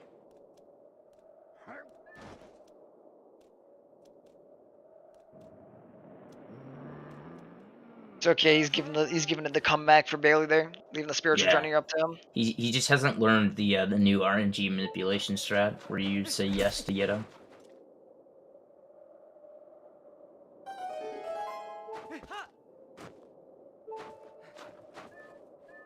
He Well, you clicked did yes. click yes, but like, he pressed B, so he didn't like actually scroll down to no, but he got the fade out, I think.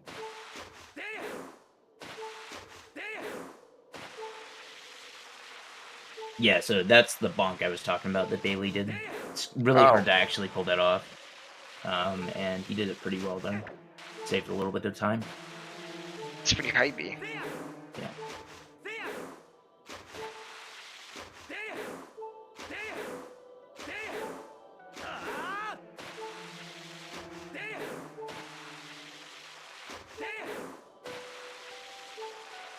Sloth not going for the short. Okay. I've heard from some people that it's actually harder to not do the shortcut when you're blind, but we'll see if this works out for him. The bold strategy got him. I mean, I feel like it's kind of which one you've stuck to, which one you actually know. Yeah. I mean, there's lineups for the shortcut, but like the normal way is just kind of like the path is there for you. Not too bad either. Yeah, the shortcut saves like what, 10 seconds?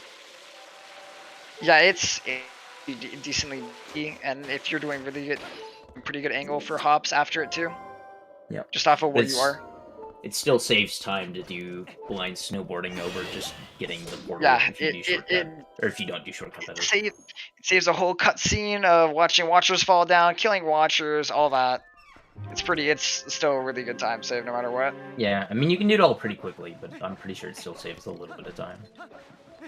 I know it's interesting. Some runners really like. There are some runners who don't like killing or like actually enjoy killing them, so they don't have to do blind snowboarding. Which I think is one of the weird things that people could dislike is blind snowboarding. Yeah, the one thing I dislike about doing that is, well, other than it losing time, is the ice keys are really annoying.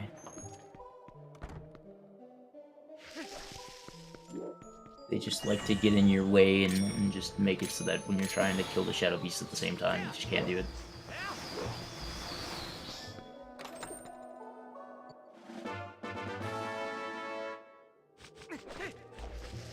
Anyway, Sloth is dropping bombs here because he wants an empty bomb bag to get more water bombs later. And Bailey is done with Linear Twilight now, which means he's probably about, I don't know how much, 11 and a half minutes behind. Since Sloth hasn't made any major mistakes, like, actually this part's maybe one of the bigger things that he's done. Like, was just the like 8 seconds he just lost there, like. Yeah, we'll see if he gets freeze art skip though. Some people struggle a lot with freeze art skip, so. Freeze art can kind of be weird, but a lot of runners are kind of used to it. It's just like once you get down the movement for him is not that bad, and also switching the quick freeze art is really easy. He's going for the safer one, or the one that a lot of players like who like to be a little safe on him will do. Yeah, the other ways, nice. I find it way easier. Yeah, it ironically just lines up super well. Like the jump is just there right after getting the hit. Yeah.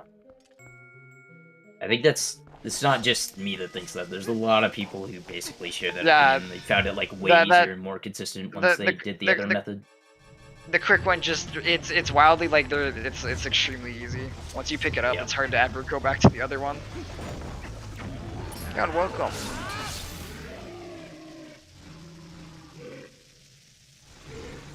Taka apparently likes the safe strats. Taka likes the other. What I mean, yeah, that's just it is how people's opinions go. Really cat jamming to the Howl, getting the Howling Stone for his ending blow, making sure he doesn't forget this.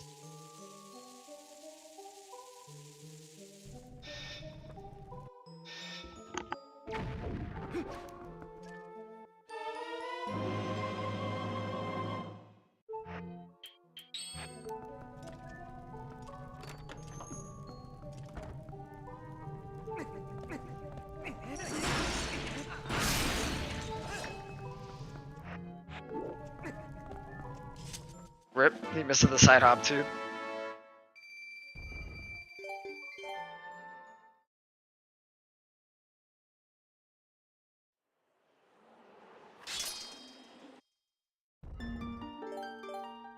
Right now we're gonna be seeing Bailey just go through the shenanigans. He's helping Iza.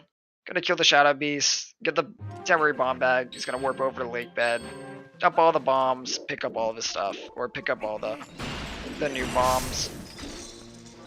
So you can You don't think he's going for Norgor? Nah, no, I really don't think he wants to. There is a new setup. You know, I don't know, man.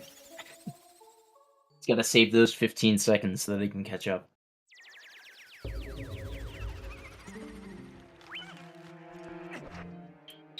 If only I knew. F. Looks like Bailey will not be doing Norgor. Just gotta turn out the lantern, side hop at like the exact right frame, and then pull out a bomb at like the exact right frame. It's so easy. Yeah, it's the one. So just get Definitely that one not frame. extremely difficult and kills your run. No, definitely. Get the one frame and then get the 16th frame after. Like it's not too bad. Boom. Todd's gonna be dumping out these bombs, so now he's gonna have these water bombs, and these bombs he'll be keeping for the rest of the game. He won't lose this bomb bag after exiting Lake Bed and completing the temple. It's kind of crazy. Both of them are on Lake Bed right now. I was I about don't to think make they'll that actually same line up. joke, and then never mind. They're not gonna be lining up again for long. Like I don't. They might in a couple of temples, but there's a decent enough space between them. Depending on how more fuel goes, might decide. They'll be lining up with each other. Ye of little faith. There is so much stuff that can go wrong in this game.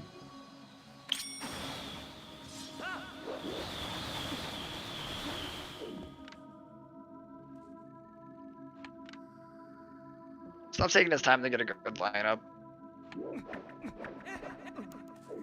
Uh-oh. Yeah, that's unfortunate. Yeah, if you get those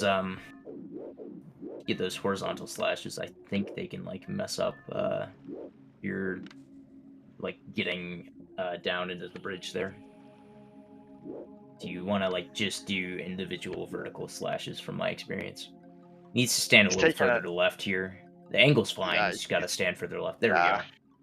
I think, yeah, he's good now. You can just go forward. No. Should have kept that angle, though. The angle yeah, was I think good. he's messed. What is he doing? And then he messed up there. I think he was trying to just turn around, and then he accidentally like held full on the analog stick. Oh, he's gonna go all the way back and reset with the door. Oh. Gosh, he's not even gonna do this chandelier strat? Okay. And he got left door, too. Unfortunate. That's like a second.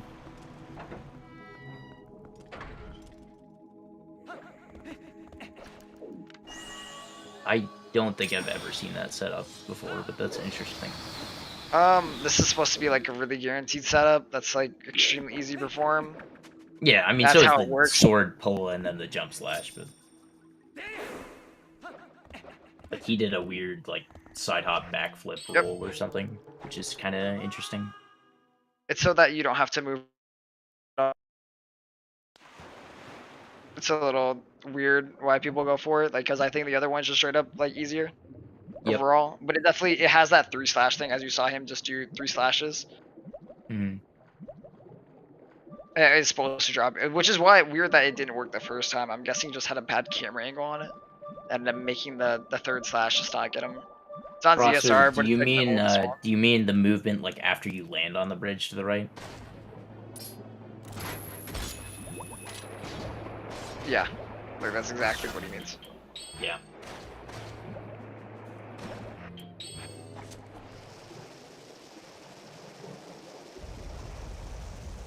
All right, good first phase from Sloth. Good job. No speedruns here.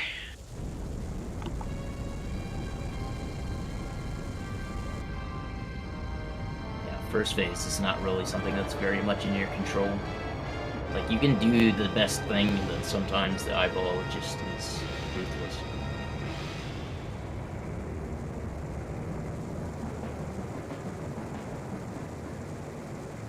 And Bailey missed all of the quick climbs there. Sad. F.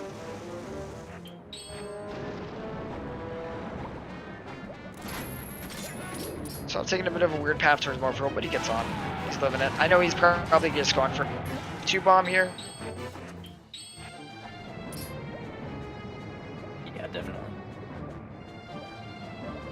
We've already seen what happens when you go for 1 bomb in a race. Yeah, 1 for 1 bomb, dude. No, 1 bomb always takes your race. Yep. Other than an IMSO, apparently.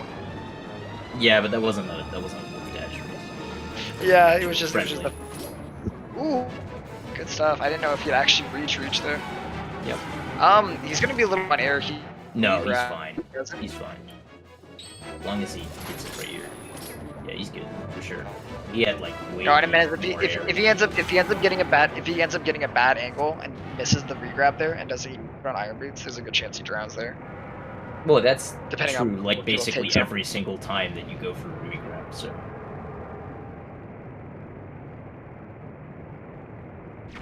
It's not super common that you can miss the regrab and land and still, you know, live.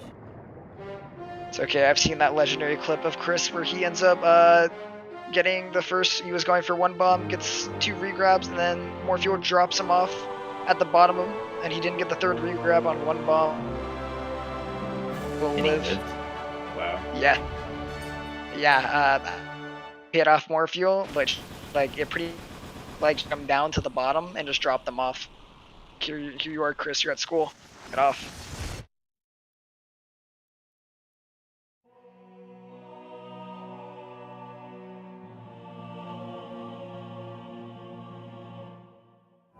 So he has time that he can make up on Sloth here, but like Sloth hasn't really given Bailey much other chance, many other big chances other than his Mosky skip right now.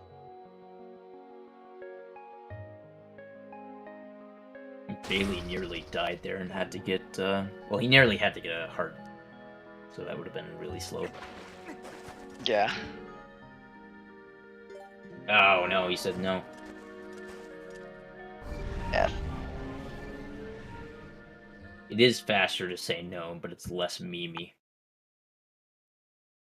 Apparently this is a new thing. I don't think this was a meme until like 3 weeks ago, and now we're all like joking about spiritual journey. Why not, dude? Like it's this guy who makes soup for his wife. He's a pretty big Chad. Have you heard what he says while he's like making the surf? He just goes like, oh no.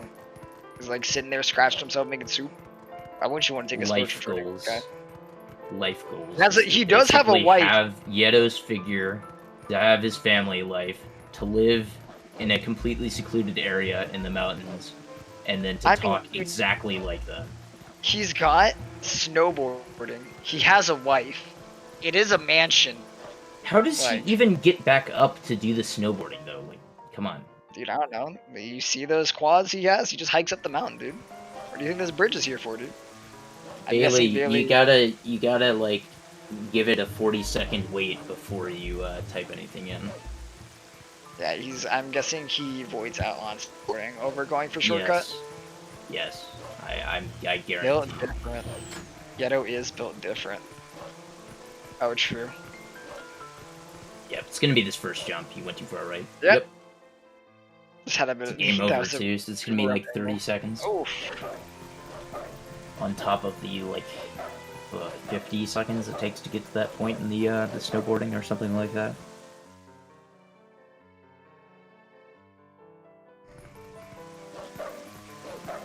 Thankfully it spawns you back on the snowboard. Yeah, thankfully it's not the worst it could be. It could spawn you farther. Imagine if it spawns you back at like the entrance. You have to do watch or skip again.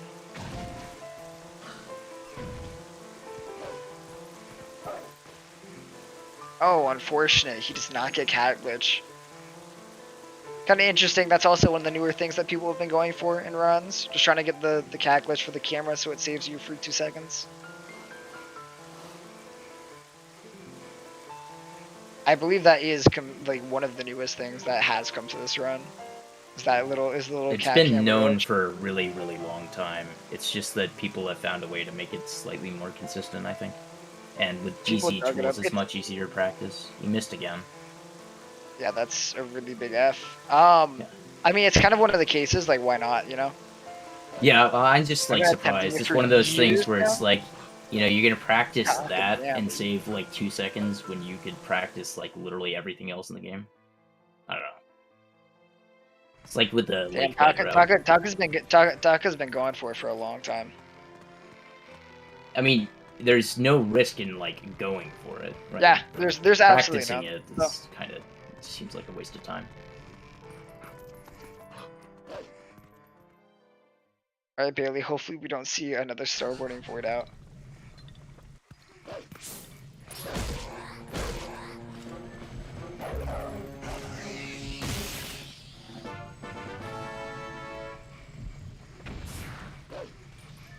Too far left.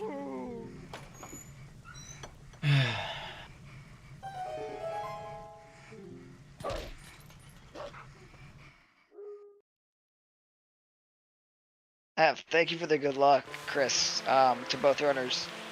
Is Bailey done? Yep. I guess he's jumped ship.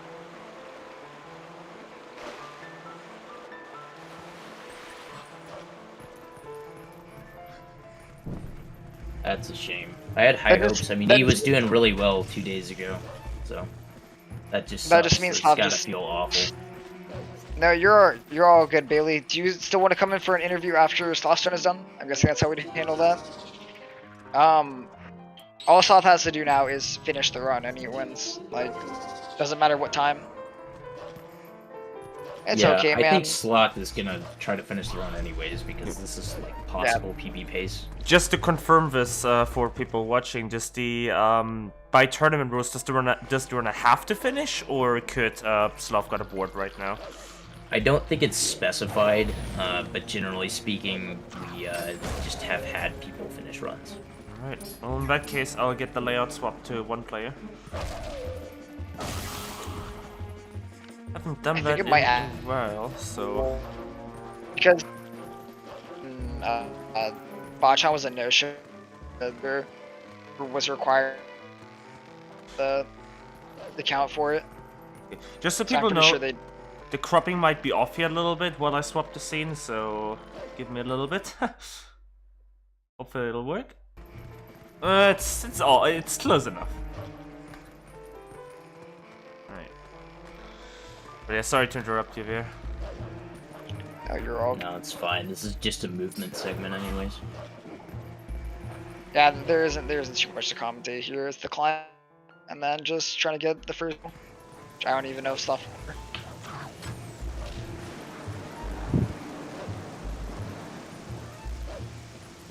Yeah, he's not gonna get early one cycle, but that movement around the edge there was not good. Oh, and he voids. That's too bad.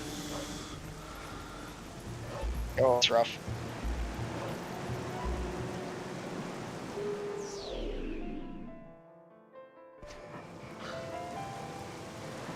Thankfully, if you void there, then if you just do the movement correctly, you can get early one cycle pretty easily, although it looks like movement was not fantastic.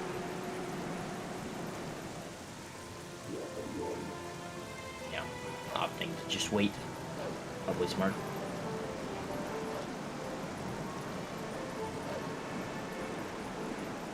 Also, for some reason, Sloth skipped the lake bed heart piece. Or heart container, that is. That means that he might be going for AG1 after. You see some runners pick up AG and City. I think a lot of people have decided that for races they're gonna pick up the lake bed ones so that they don't soft lock on King Bulblin 3.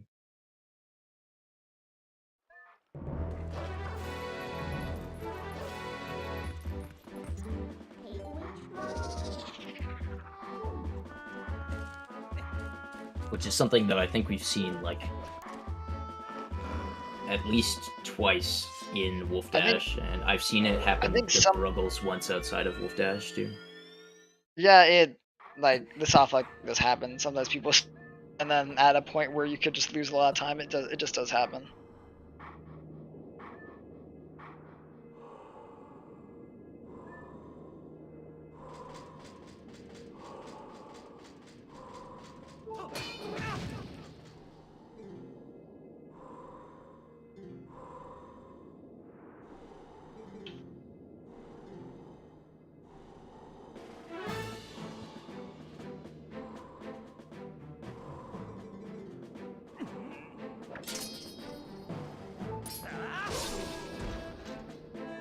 Alright, Sloth's received ending blow. There's no way he soft locks again now. Actually, does the... I don't even know if he knows about this. How you can drag you out of the...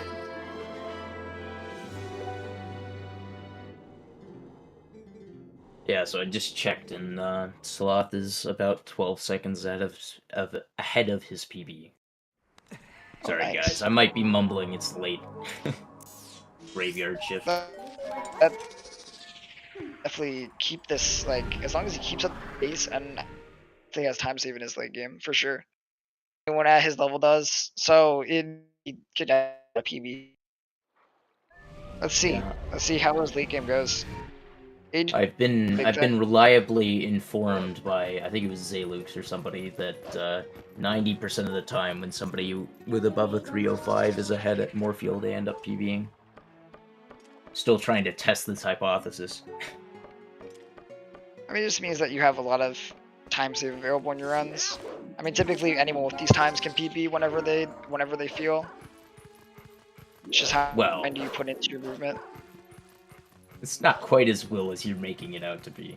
It's not quite as at will, that is. Like, I wish it was that easy, just like, you know, have a mediocre time, it's just like on demand, you know you're better than it, and then you can just play up to your skill level. Nobody can do that, unfortunately. So I've gained some interesting camera angles here for us. Climbing up this ladder.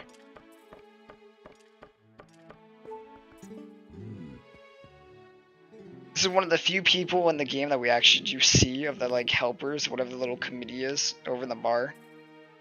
This is one of the 2 that we actually get to talk to. Yeah, although we technically don't know that the masked man is Russell. Yeah, the D&D group, dude. They're out there role playing. Yeah, with the exploding hawk.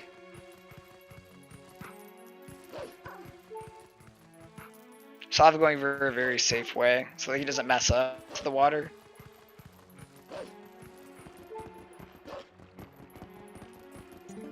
Oh, I'm surprised that transform worked. I thought he was a little bit too far back. Yeah, hang on.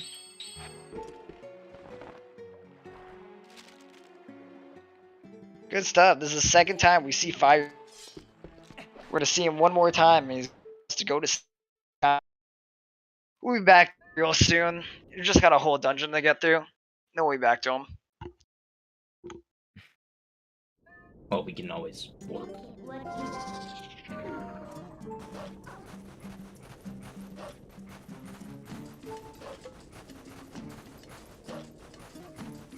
Is that how you spell Beyblade? I'm pretty sure that's wrong. I guess chat can't see it. No, that is wrong. I think that you spell it with like an E instead of an A. Yeah, I think it's the joke of like Bay. No, but you would spell that with an AE. That I don't know. He has that. It's a little bit. Like, unless you're talking about like Hudson Beyblade or something like that. Maybe. I don't know if he's gonna use that. If you know.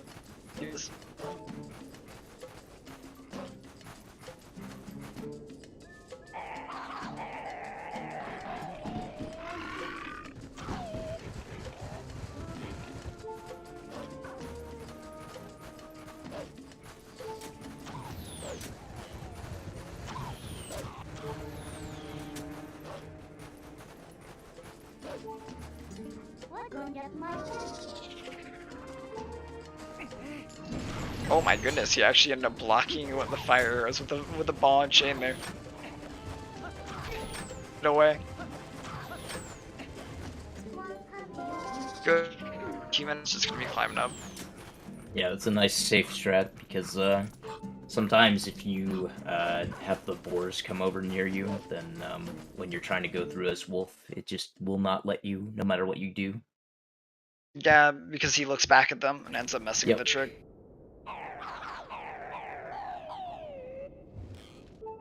He is, like, what it does is it like changes his camera angle whenever you're trying to go through. It's really bad. Good stuff to. I'm kind of surprised. Why did he not work, or I mean, transform there. Just to run up and then transform, but Probably just hasn't Didn't practiced remember. enough, made a mistake, something like that. I guarantee that wasn't on purpose.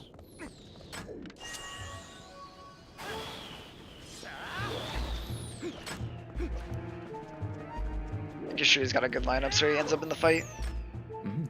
Yep, that was Good a stuff. pretty fast way to line that up. Pretty sure he'll. Ooh, uh-oh. Could have gotten at He least really one more does. hit He in really before. doesn't. Yeah.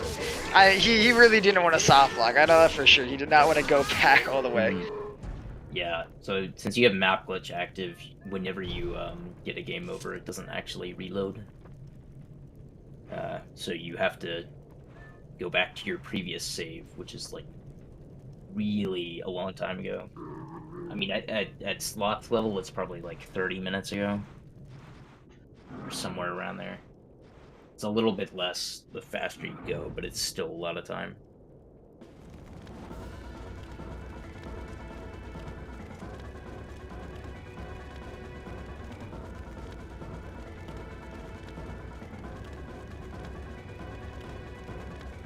DJ Jaquaid. True. That is the hidden name. Yep, and Kool-Aid Man Keatons. Oh man, what happened to my Case Master Keatons? No, Kool-Aid. Just realize that the A is not even an M. Whatever, man. Oh right, it's the M is from the man. That's like, I Yeah. don't know, man. It's too late. I thought up of this nickname like a long time ago, and I totally forgot like how I thought it up. Whatever.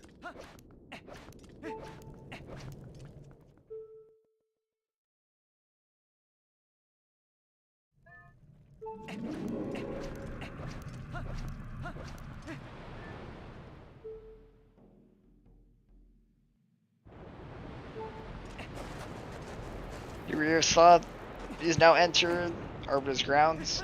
This dungeon is very movement based. Has a couple Have you tricks in guys- here. Have you guys timed how much faster the ledge grab is than like claw shopping? And no, we have not. Actually, Zach might have that on his own. I can go hit him up and check for it. If you want, I think it depends on how good you actually get the ledge grab and how fast it's aiming. It's subjective to that. I know I tested out with Chris. I know I tested out with Chris recently the timings, all the different LJAs and SPR for the small key. Like there's the front one, the side one, and then the one, right? And if you do a really good side one in aiming, you pretty much catch up to even the one LJA, like the really risky one. It doesn't even save that much time to it. Claw shot is faster if aimed quickly. I think that is because you can get the auto roll, can't you, off of the claw shot? Yeah, well the other nice thing is that you can focus your camera so that you're like facing in the right direction. It makes it much easier to get the rolls.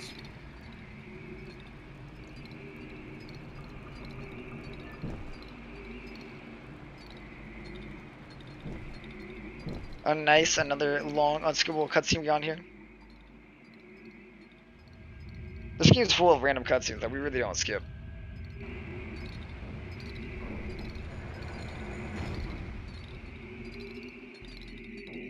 Yeah, people like to say that TP doesn't have very many unskippable cutscenes, but they probably haven't actually run the game. Like, you can skip a number of cutscenes, but, like, it's probably not that many more unskippable cutscenes than, like, Skyward Sword has in the run right now. I think the They biggest skip thing a is ton that of our run cutscenes, is... too. Yep. I think the thing with us, too, is it's just we have a really long run, so we end up interacting with anyway. And so it kind of sucks how much time is used in cutscenes. Yep. And loading zones. It's like 20 Oh my minutes of goodness. loads in this game. Yeah, talk about it too. We literally spend half our game in loading screens. Like, it sucks. I guess that's just the price of old games. Alright, so what's your experience on post-skip? My experience on pull and skip is basically I either get it first try or I miss it like 5 times. Typically it kind of like, I feel that same way other than, yeah, that's pretty much how it goes. Like, you rather get it first try or it's going to be a while. And I feel like it's always, if you miss it first try, you're going to definitely get mauled by the Moldorms instantly after. Well, if you don't kill the more. Yeah, if you don't do bomb method. Yeah. I mean, I guess it's an extra equip or something, but it really doesn't take very much time. It's really nice for consistency. Isn't lose that much time, but some people like it to save the bomb. For We what? end up with extra bombs in the end. It depends on how your morph goes. I'm just used to it since... Yeah, if you have a bad morph, I get it. But anyways. Am I doing Oppo research? No, I don't need to do Oppo research. If I just basically play even remotely as well as I did last time, I'll be fine. And last time was awful.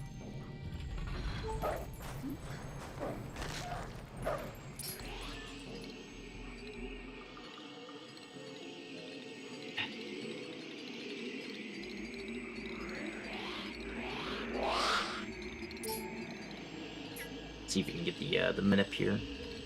I'm assuming he knows how to do it. Let's see, he's gonna... No. Yeah, no. Unfortunate. He knows what that 5 ruby is. He actually gets that, and he does the side hop forward too. Like, okay. He knows about that ruby too. Okay.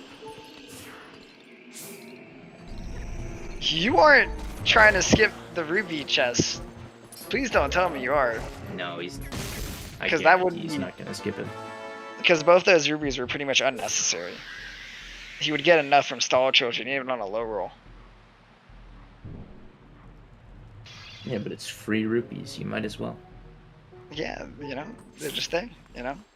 Hit the Kappa wallet.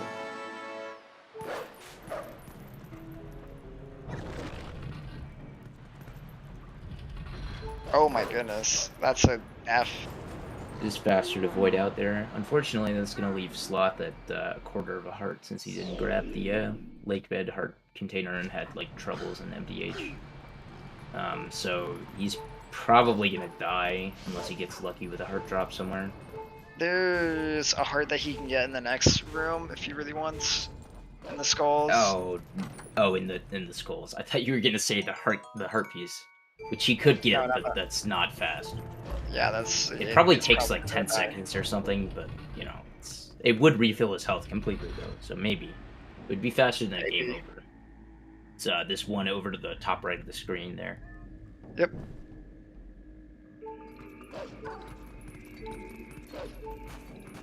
I mean, if he gets really lucky, Speed Rat also, or Remy the Speed Rat can also give him a heart. You think he's practiced Speed Rat, really?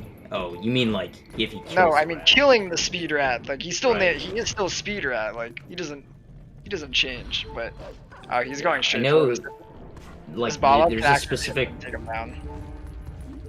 There's a specific way of killing the rat after Po2 that like is basically guaranteed to drop a heart. Although I don't remember if it's the rat or like the skull next to it that you hit as part of this particular method. I think it's because the guaranteed skull is right next to where you kill him. Okay, so yeah, like so it's one of these that's like right in front of him. Yeah, it's like right in front. It's right after that drop. It's to the right. Yo, that rat looking at you a little bit. He's looking at you like you're a nice snack, Sloth. You gotta be careful. He's gonna be going for you. You could die in this bubbles next in the next room are gonna be interesting. It's gonna be literally up to RNG if he dies here, depending on if they attack him or not. After the cutscene. Oh my goodness, the Poe missed. He's killing them. There's a heart there. Is he gonna grab it? A heart. Okay, good. All right, that was a little bit. It's gonna be 3 seconds. That was probably smart. It's gonna be 4 now, actually. Oop. Boom.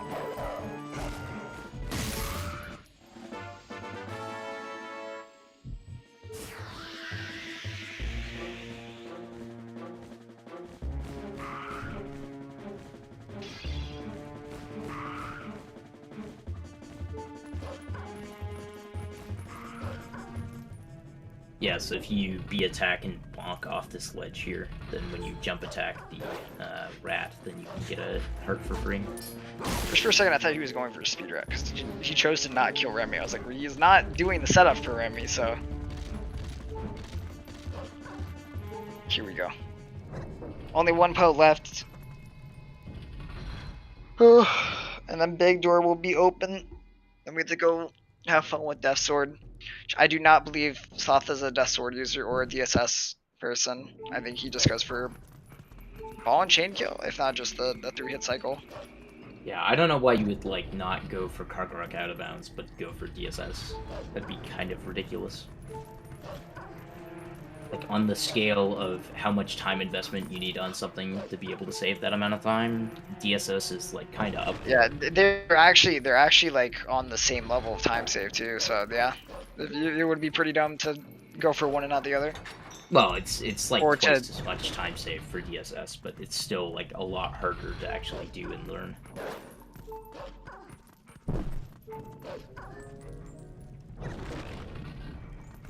Plus, there's RNG involved, where there isn't RNG on the Kargarok out of bounds. Kill.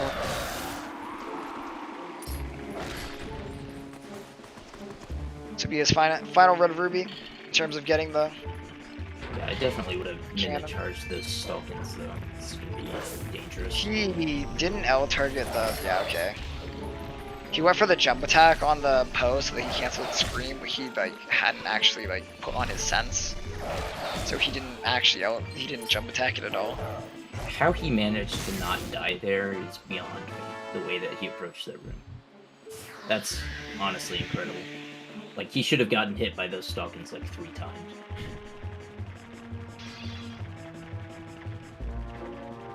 But it's very nice, though, because it's not 30 seconds that we have to watch the game over screen.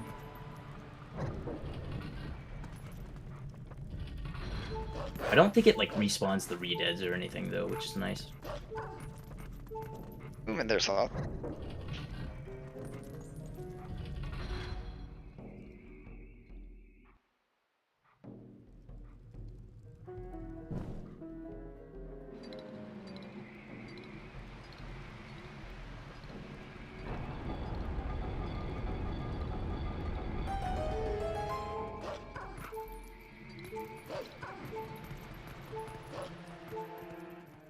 Good stuff. Now we're gonna go straight to Bosky. Hopefully he will grab it, unlike, I don't remember who it was. Somebody forgot this last time I was commentating or something like that. What happened to Bailey? Unfortunately, Bailey ended up taking a like pretty big L over at.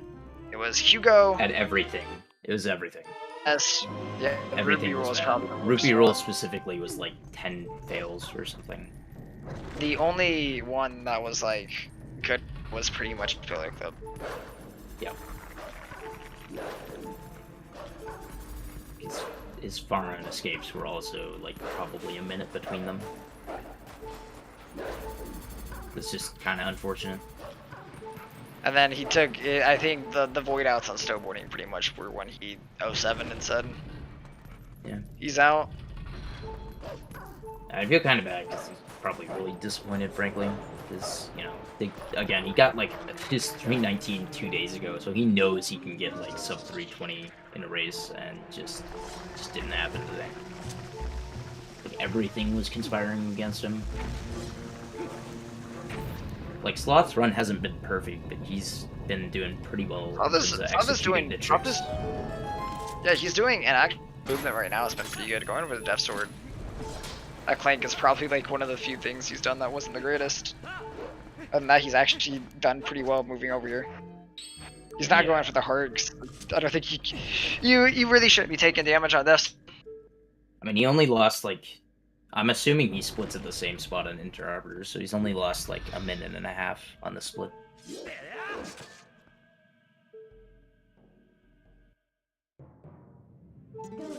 I don't really remember what he messed up.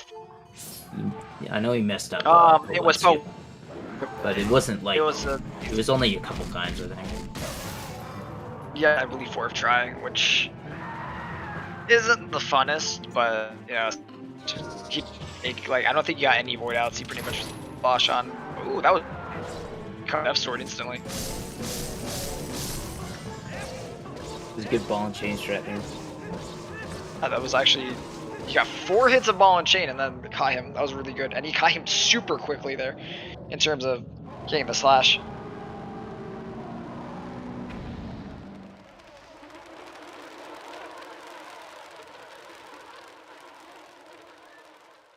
Now it's off the Stellard.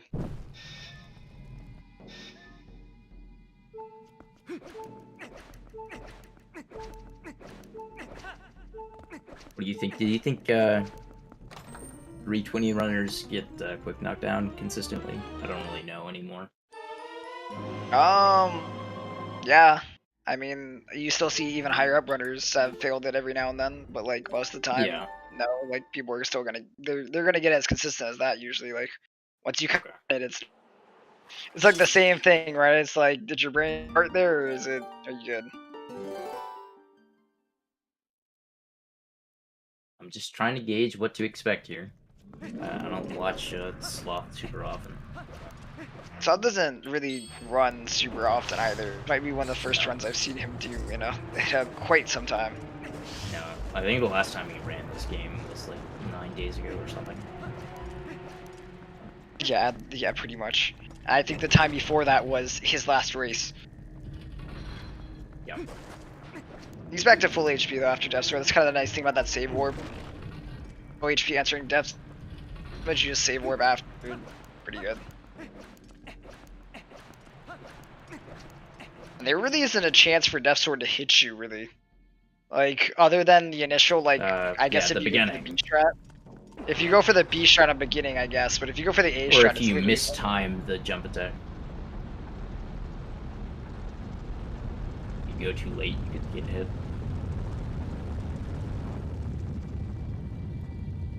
Generally, you don't see people get hit by Death Sword, though. Yeah, yeah, it's a pretty big window because we casually just hit them there pretty much.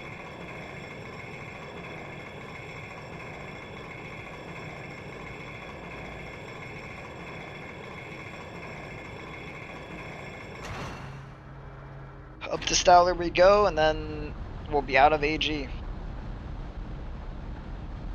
Seeing this guy is going to be pretty fun. We'll get to see how Sloth moves throughout there. His LJAs, his aim.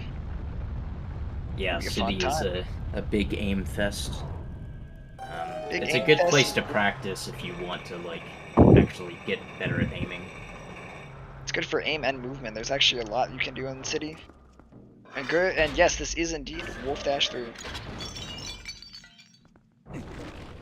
This is bracket run, right? If I do recall correctly. Huh? Is this a loser's bracket run? Yes. Okay. Loser's bracket round 2. Nice. It's like technically top 24 or something like that. 27 people entered. Wolfdash 3, what is that? That's the name of the tournament, pretty much, for Twilight Princess. That's what we name our tournament for any percent speedrun races. It's known as Wolfdash. It's a pretty big tournament where we have a lot of runners come out.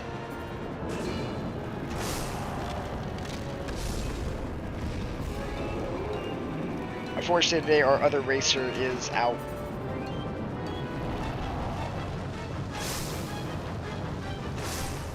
Yeah, it would have been nice to see him finish, but I'm sure he was like just totally tilted. He's still late at night. It's probably not fun because you know he's now going to be staying up even later to get the run even done. Yeah, I really want to know what the story was for like this time. Both these runners, I think, are just really busy during the day. Like, I don't ever see Sloth get on other than at night. Okay. Because typically, just of his school schedule and life and stuff like that. And for Bailey, I well, typically weekends are also probably not that bad. I think for Bailey too, when the times I've caught his stream, they're typically late too. They like typically like this time, like when the race happened later. Yeah, I'll try to get the next race scheduled in non-degen hours. Frankly, I don't want to stay up this late. I know next one or tomorrow there's another degen race. I think Swift. I thought it was a little earlier. Is it that late? Yeah, it's like an hour earlier. Okay, yeah, that's a little better. That would like finish at 1 my time, whereas this is probably gonna finish at like 2. Okay, for me, this one will finish probably around like 11:30, something like that. 12 at latest. And the one time being in the West Coast and in a really weird time zone. Wait, are you like west of Pacific or are you Pacific? I'm MST time. But MST. AZ doesn't do I'm Mountain Standard Time, but oh, it's standard time. we don't do So it's essentially do, Pacific time. Yeah, since we don't do daylight savings either, so we're gonna be 3 hours difference from the East Coast. Yeah, I'm still questioning your math on 11:30 though. Oh I yeah, don't it's think gonna be. I don't think he's It's gonna gonna. be I don't think he's crazy. gonna finish in 45 minutes. It's gonna be like at least probably an Yeah, hour. from here. it's gonna And be then an we're hour. gonna have an Yeah. interview and like, anyways, yeah, it's just gonna be a while.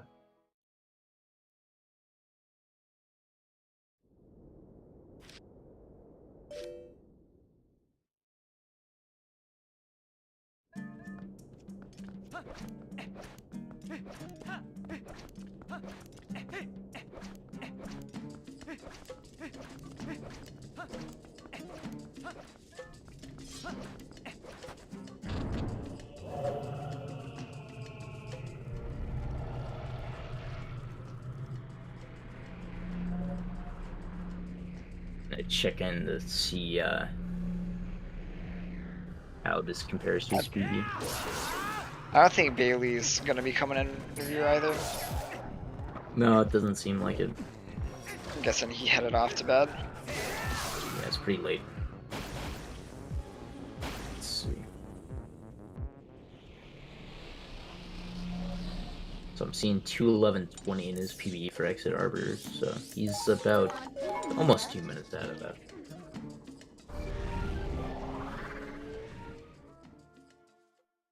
They could probably get like a, I don't know, what's like best possible time from the end of Arbiters? Is it like an hour or is it a little under an hour?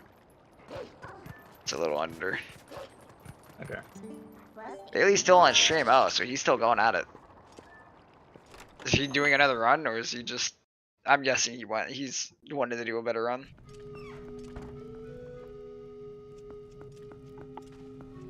Yeah, so we're probably looking at like a low 3 teens best possible time if Sloth plays really well over the next hour.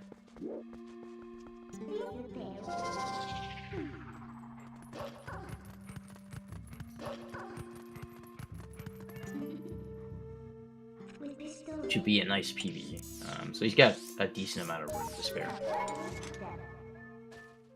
He's got some areas he can make mistakes. Hopefully he doesn't though. Hopefully he keeps up his pretty alright movement throughout everything.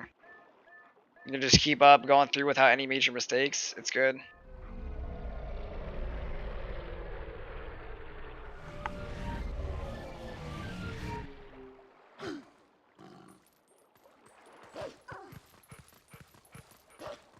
Yes, rip Bailey indeed.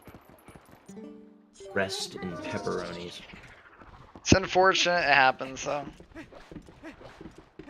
We've had a couple races have some people DQ, just how their runs go. More than a couple, it's been probably like half of them. It's a lot.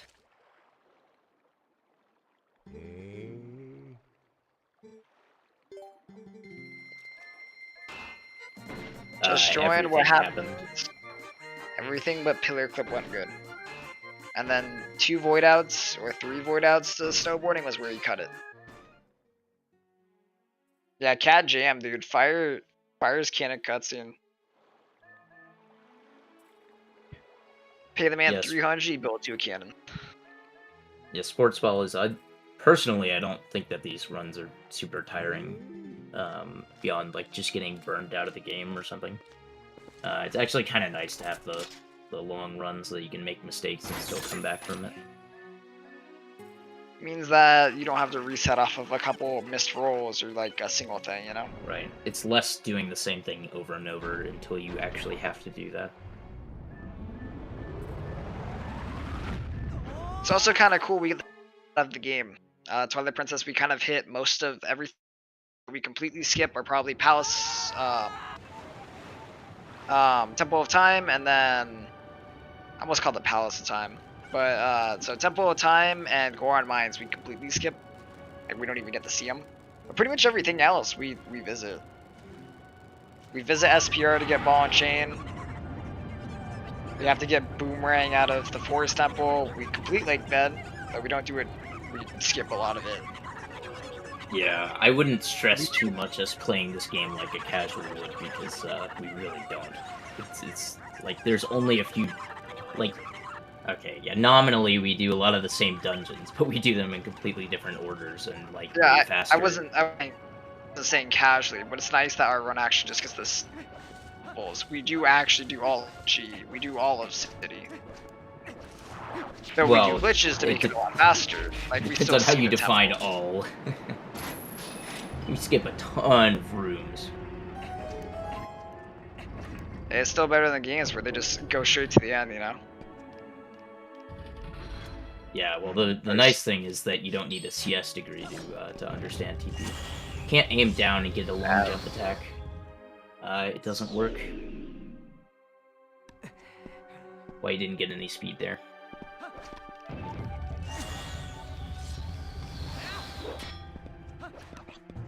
Oh no. F. That's unfortunate. Yeah, it would definitely just codes in an ending and then you're out.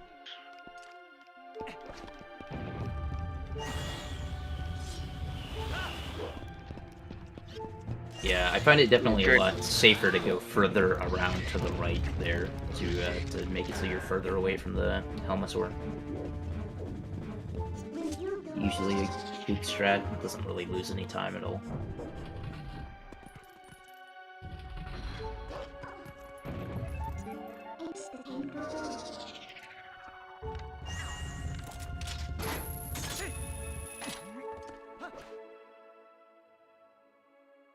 Yeah, there's only like one technical thing to understand in this game, and that's bite, and even that's like pretty non-complicated. Yeah, our tricks are pretty much self-explanatory.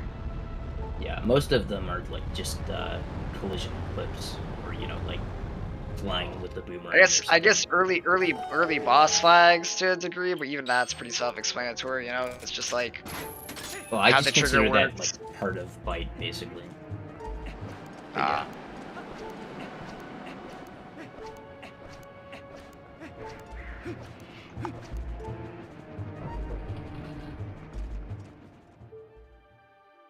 Unfortunately, we will not be seeing Sloth skip the small key here today.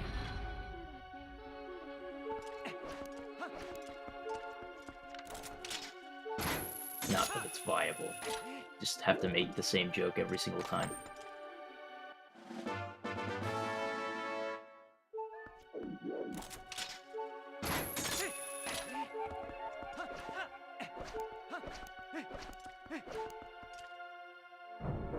Yeah, this is going to be a little bit rough on health for Sloth here. Again, would have been kind of nice if he'd gotten that Lake Bedheart container.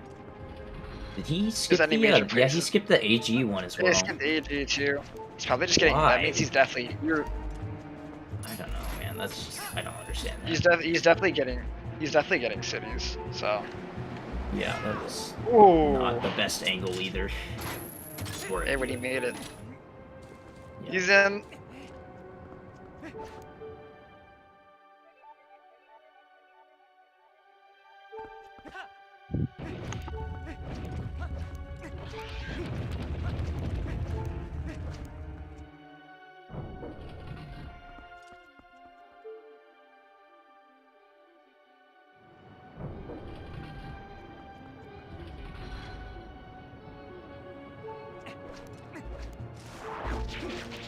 There is a heart in this pot here.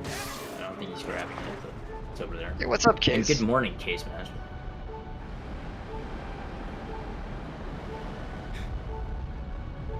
I'll be curious if he's gonna get this heart. Maybe that would be admitting defeat, because like if you have to grab a single heart, then it's slower than just grabbing a heart container. Yep. Oh man. Well, hopefully he doesn't game over.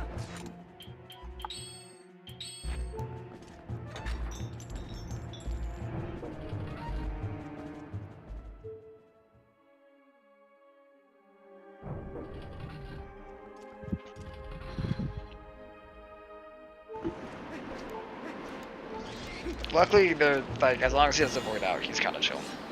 Like, take his time with his movement. As aim here, he should be good. Yeah, it's gonna be annoying in a Rolfo skip the... Oh yeah, he's... Oof, that's... That doesn't save any time, and it like is just less consistent. Okay. That's unfortunate.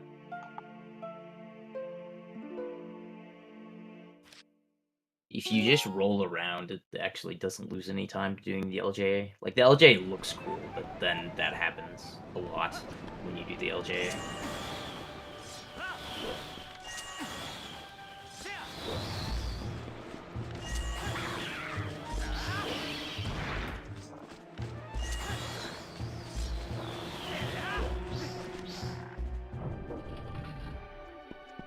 See, does he do the claw shot strat here? No. Okay.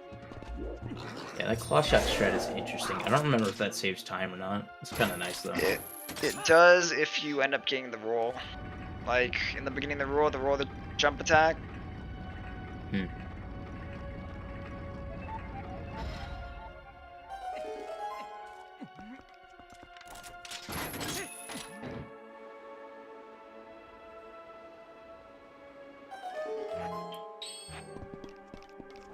Nice, man, chicken time. Yep. You have to, like, spin around there for a second, basically, to make sure that you're not going too early. Yeah, if you go too fast, you missed the win cycle. Yeah, exactly. There is a backup, though, which is really nice for, like, if you don't actually make it all the way up. You can just grab the Ugu, and as soon as the wind starts blowing, you, like, jump into it, and then just let go, like, right before you grab the ledge. That's really unfortunate. Yeah, he got, like, caught on the edge there. Like I was saying, you get just enough height if you go too early, which is kind of nice. Like on the backup, I mean. Alright, gonna re-angle here. Oh no. I think we just push him up the ledge. Oh no. Oh, that's so bad. Okay. Yeah, I think it is slightly faster to just go try the Uku jump again by, like, using this wind that's already activated to go back across, but it's probably easier to do it this way.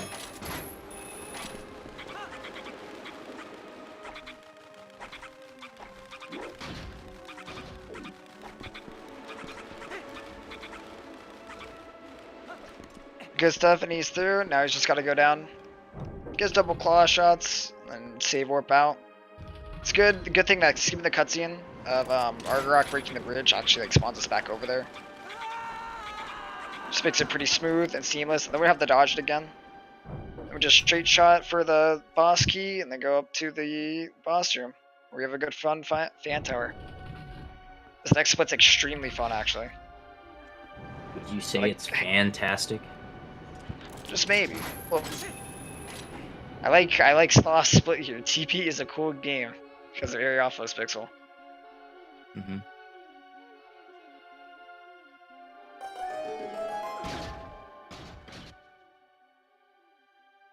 Yeah, this trick is not particularly cool. Maybe cool looking, but it's kind of annoying.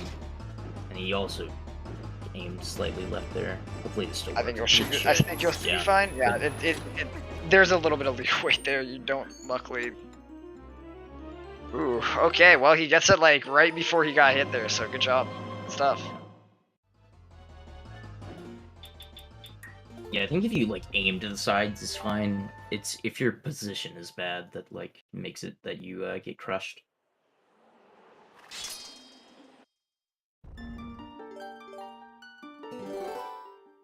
Thankfully in SD it's pretty easy to get into position correctly.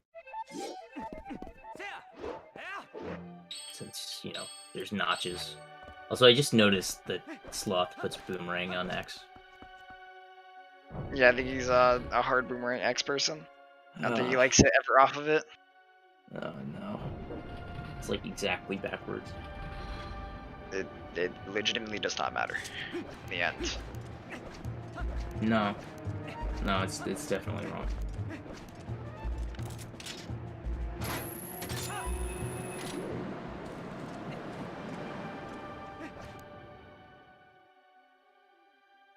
I don't know, man. We're not, like, talking about anything. You got a meme. Come on.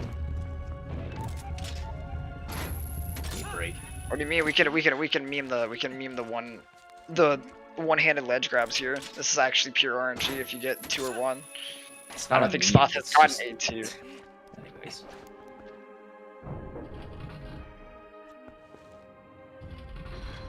It's an interesting way of getting into position, but it works. Hopefully you can get the target here quickly. He gets Nice. the shot here. Nice. He's spending a lot of time lining this up. Yeah, well, it can be a little finicky. I definitely would stand a little further right than this. And aim a little further left than that, but it worked. He's probably, you know, teched it out where, if he's lining it up that specifically, it probably works in practice, so.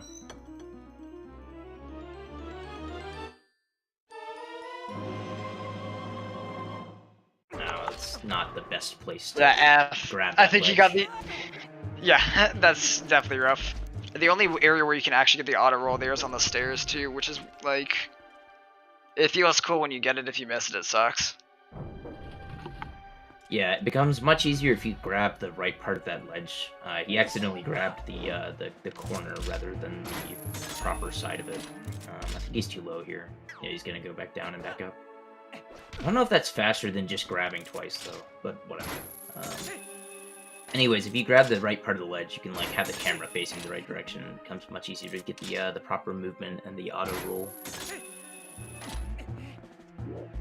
Oh, interesting. So he does the single LJ.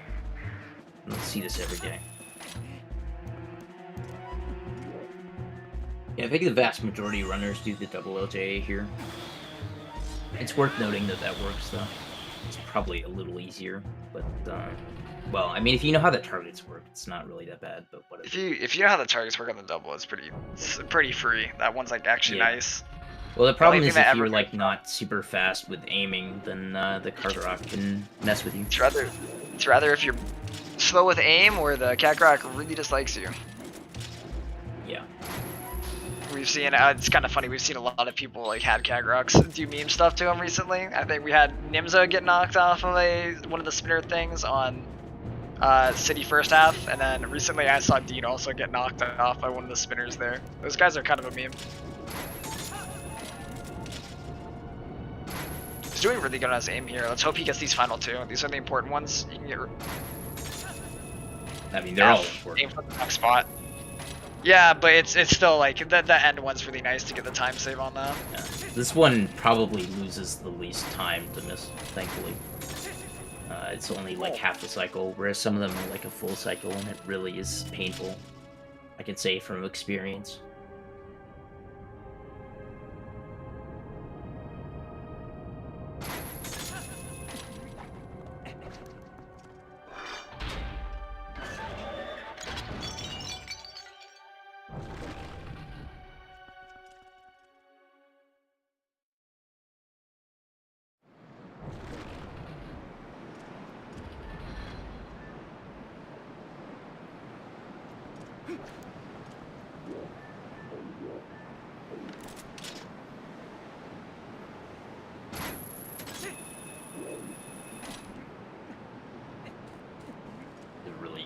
Nice raw up shot there.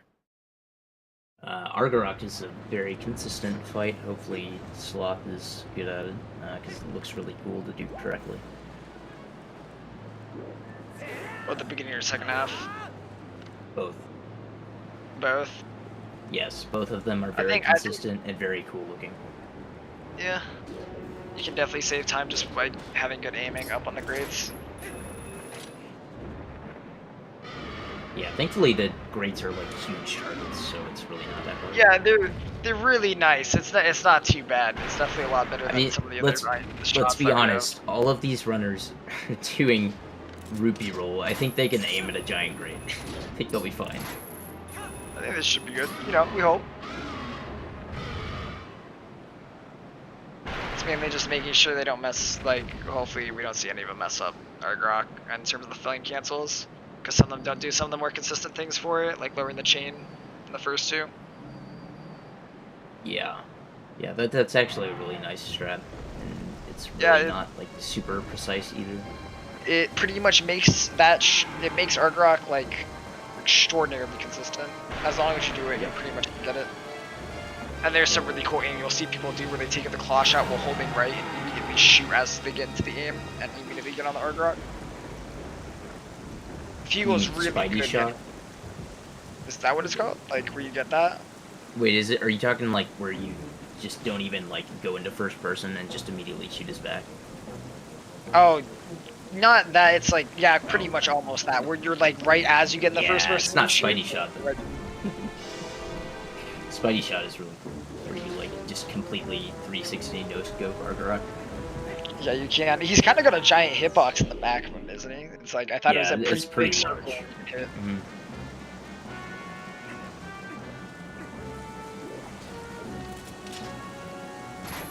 He's a good first shot here. You can hit most of the second grade here easily. Yep, there we How go. many people go to the left side here?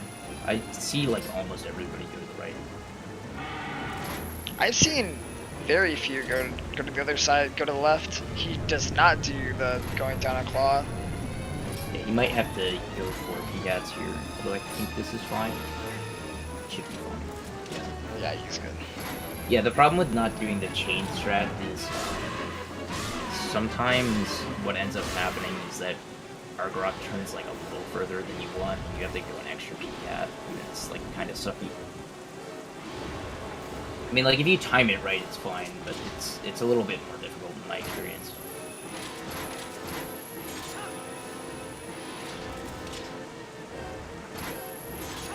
Yeah, it definitely makes it like a lot. It just makes the strat less consistent. Like you have the chance that you like don't leave at the right time, right?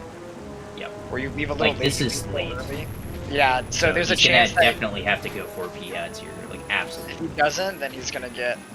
Oh no, There's he no actually way. gets it. That That's was shocking. really close then. Good stuff, Yeah. Loose. I mean, it looked like he was really late, but he still gets it. That's good stuff. He was really late. Yeah. So, but it worked, so.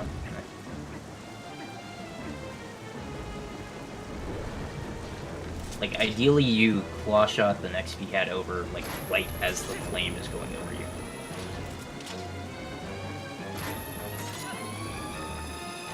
And then he just stops shooting immediately. The third cycle is slightly different. It's a lot easier, probably, honestly.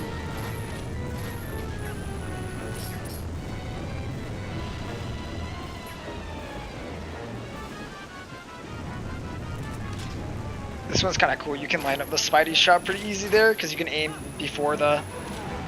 You can aim while you're waiting for him to do into his next flame cycle, and you can aim it back out, and then just like Spidey shot it after you take off Iron Boots. Yeah, usually you have to aim up a little bit, so that you're like aiming above because he's still rising up. So I don't think that you can usually know him very well there. You have to like aim for 2 frames or something.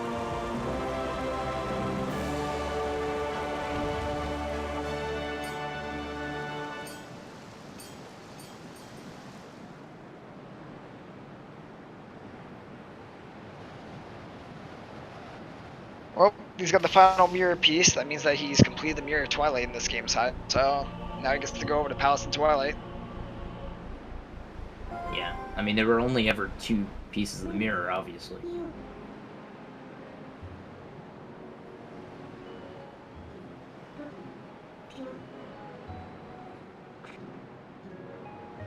It's kind of weird how a lot of the old Nintendo games, they actually just do that. They just check if you have the last one. That's how you have them all. Because they never intend. I know they never intend for people to ever do them out of order, right? But like, I still find it funny.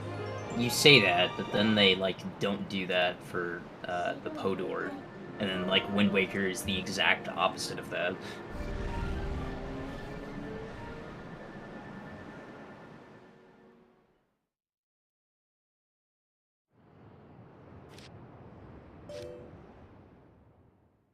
I mean, I'm trying to think. Does the MM also have it so that as long as you kill Icona, you're good? You know, I wouldn't know actually. I assume you actually have to beat all the dungeons, but I could be wrong about that. Obviously, they wrong warp now, so. Yeah, I mean, nowadays it doesn't matter, does it? Like, it legitimately, you just get. Oh no. I don't.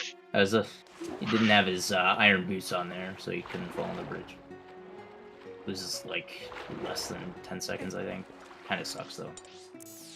I mean, he actually gets to go into Palace with full HP though, so it's a bit of a sucky time loss. But I mean, now he's pretty healthy going in. He did grab the heart, right? I'm not crazy, right? He grabbed the heart. Okay, good. Yeah. So he would have had enough health, but it's. I actually think that might have been on purpose to not put iron boots on there and land in the water, because otherwise he would be on 2 hearts, and like 2 heart palace is not very fun. I know some people go for it, but it's still. I would not say it's very advisable. It's like very easy to get hit here, and you have to have 2 hearts like in the second half of, actually over 2 hearts in the second half of Palace. But if you enter with 2, you have to not get hit and get a heart. Kind of crazy.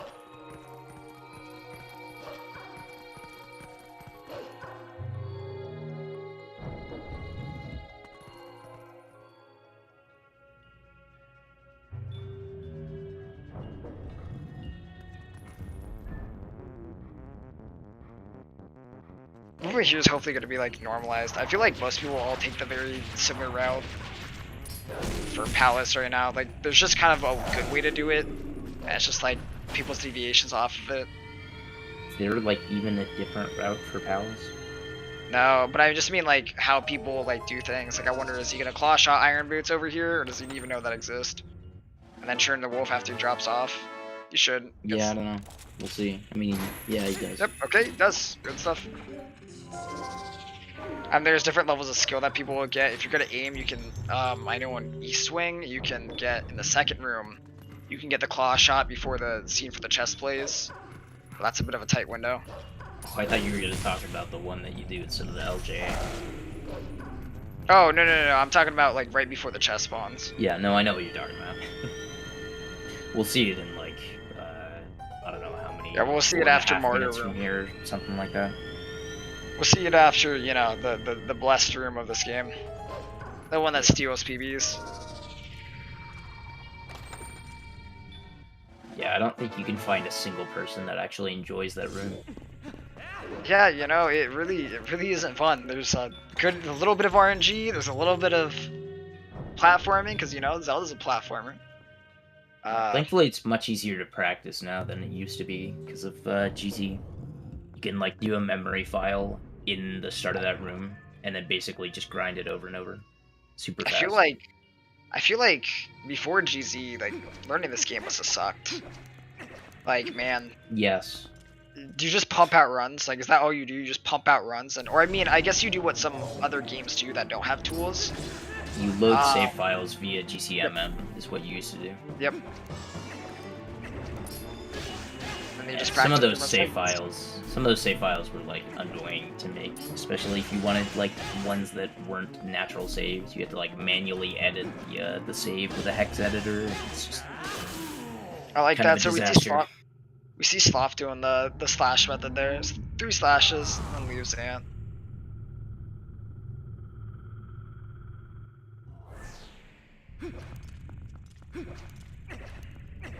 Got turned around there for a second. That was kind of F. That's a bit of a rip of a miss. Yeah, loses probably like 5 seconds. The annoying thing is he's probably gonna have to kill the vermin after he drops us in here.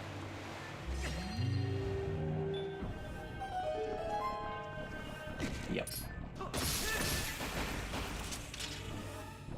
Oh, and there was another one hiding like in the stairs that made it so that he couldn't L slide either. Bummer. I don't even think that L slide saves like hardly any time though, because whenever you like L slide backwards, you get basically no movement at all. When speaking to Audie, he literally says that even if you slide like left down or a different, like, literally that room is just slow on the L slide. Like, it just sucks. The L slide never goes fast. No matter what you do, the L slide is always just slow. Yeah. Over here, we'll literally see what a real L slide looks like, where it's gonna feel a lot faster. This actually skips this makes an enemy not spawn correctly here, and so we're just able to go through. Yeah, nice. Saves a few seconds, because otherwise you'd have to like hug the fence there. Yeah, it's also nice just because you don't have to deal with them maybe hitting you. Like, you just have no Well, worries they'll there. never hit you if you hug the fence. Yeah. If you try to walk through them, they can hit you, and probably will. But anyways, we don't L slide in HD, so you have that specific method, and it's very extremely consistent. Oh yeah, L-sliding's completely taken out. HD Yep. has a few weird things that are just like out. The small things. Do you guys have C-up transforming in HD? Yes. Alright, so that still exists. I mean, that's But like a we have reminder. quick transform, so Oh, we wait, wouldn't yeah, actually... LMAO. LMAO, I forgot you guys could just transform. Yay! That's actually one of the few optimization, or one of the few like quality of life changes they did in HD that was super nice, other than, you know, having a whole extra item. Yep, but it also convinced us that early City in the Sky didn't work for about a few days. Because the collision is different on that, and people weren't, like, trying early City in the Sky with the Midna transform. It's kind of funny. Oh. Yeah. I think, like, somebody had an early copy, and they were like, it doesn't work, and then another person got it after it came out, and then they're like, yeah, it works. It's totally fine. What are you guys talking about? Yeah, it's still cute. That's unfortunate. You gotta walk up to the edge before trying to target the thing. I'm surprised he didn't do that initially. Hey, kill the Zanhead. Good stuff. I mean, I hate it when the camera just stops in this room. Like, I absolutely hate the chest spawning. Like, well, the best thing is when you're in midair and then you lose all of your forward momentum, basically, because the cutscene starts. I think what's even funnier is when you're in midair and one of those jumps, the Zanhead just spawns. And he's like, hey, actually, go down. Go straight to the bottom. Yeah. Yeah, that's, can't say that happens to me very often, but it's happened before. It's unfun.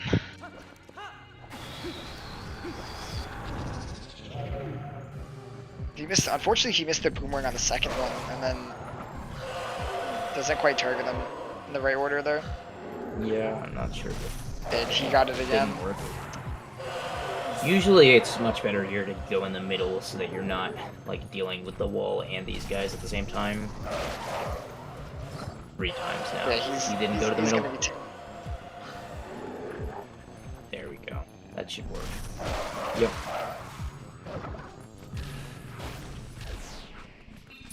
Huh. There's a fast way to kill this guy where you like go like right up underneath his chin and you start a minute charge and it'll basically have you go up through him and land on the ledge or bonk and it's really fast. Yeah, it essentially gives you a double hit. That's pretty hype. It looks cool. You have to jump back down and then go kill the other heads. So would it be technically faster to go for the other target here, since you would like already be facing more or less the right direction after this target here? I don't know. I don't know if we've actually seen, like, it might be. I think it would be, but it's like not very much time. Turning is pretty fast. Oh, he's going for the claw shot. No, never mind. That's an interesting spot to stand for the LJA. You don't see that every day. Most people, if you're gonna do the LJA, you can just hold down in the notch and pull, and it'll put you in the perfect position for it. Like after opening the chest, that is. I totally thought he was gonna go for the claw shot though, because that's like what you would do to go for the claw shot.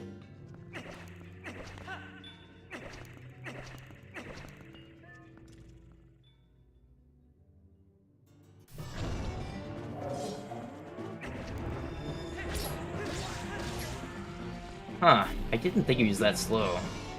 That's surprising that Zant actually got the spawn in enemies here. Thankfully he's not warping around. Yeah. Do you see that? Wow, really? That didn't kill? I thought Yeah, that was the right number of hits. I'm pretty sure that was supposed to be, like, unless we're crazy. Like, and he's still warping her. Okay, apparently it was one hit off. Did he like not combo the 4 hits or something? Maybe that's what it was. Maybe one of the hits he did ended up being a walking slash, not an actual slash.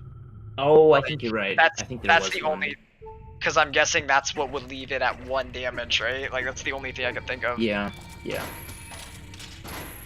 F. He missed the ball bit there. Your stream is G-string, just saying for your stream. Okay.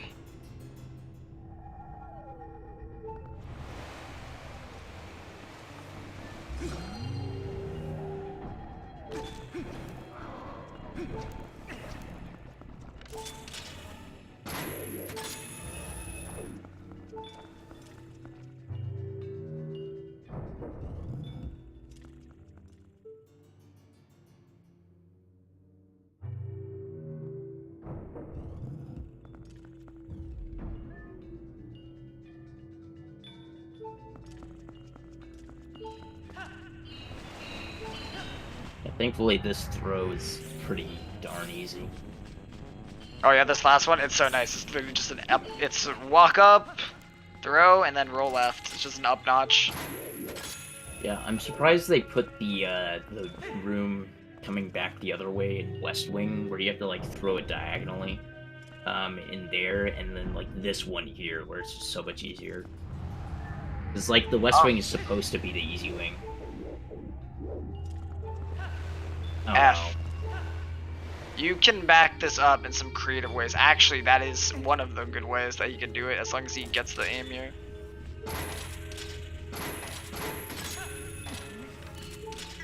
No.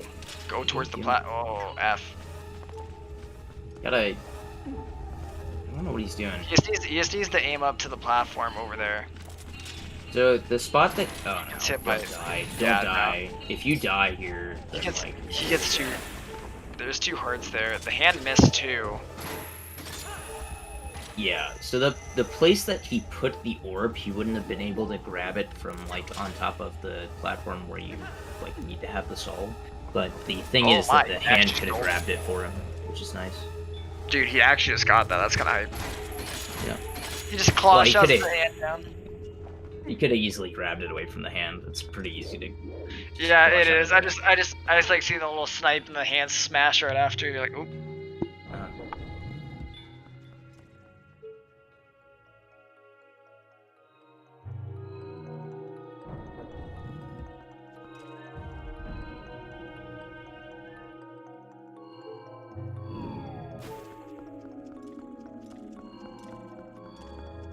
It's a little faster to throw that soul and then roll over to the platform. Yeah, you can throw. I know most people go for the one frame throw because you can get it right before the cutscene starts. But even then, you can rather B drop into a rolls, or you can throw and then roll. The B dropping one just makes the aim a little bit tighter. There's actually a backflip you can get out of this, apparently. According to Dean, there's a backflip you can get out of this cutscene right before the minute text. That's interesting. Yeah, yeah, like legitimately. I've never been able to get it. I haven't seen many people get it, but apparently he says it does exist. Well, what direction are you holding to do the backflip?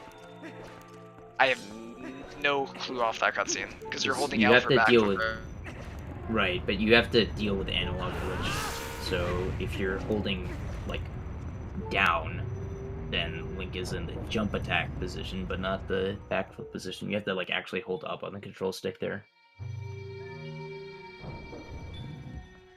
Because the camera's weird, basically. Anyways. Let's see if you can do orb basketball in this room. There's two throws that are kind of annoying, unless you... Yeah, he seems to know what he's doing. There's a pretty good strat here where you can just line it up while you're turning towards the holes and just throw it in. Unfortunately, he's really low on health here. Luckily he doesn't have anything attacking him right outside that cutscene, which is kind of nice. Like, doesn't really have to worry about getting hit right out. Yeah, this key is going to drop a heart too. Ah, that's interesting. Only that actually grabbed it. Now I can't do the right after. It's too slow now. Some of these guys sometimes drop hearts. So let's see if we get here. Yeah, they did not prep the platform. You can prep the platform and like run off of it immediately, and it'll be ready to go after you go back over there. But he didn't quite get it. Yeah, typically we end up doing a jump spin and tag, and then we jump spin and tag again. Or you run up spin and tag, and then jump spin and tag to the last two, and it'll prep it up pretty nicely for you when you get back. He's just gonna wait it out. I don't think he cares about going for the LJ. No. No, it's pretty consistent, but if you don't feel comfortable with it, then probably smart not to go for it. I think most of the LJs and Palace save like a second, so. Except for like the very last one. That probably saves like 2 or 3 maybe. I don't know.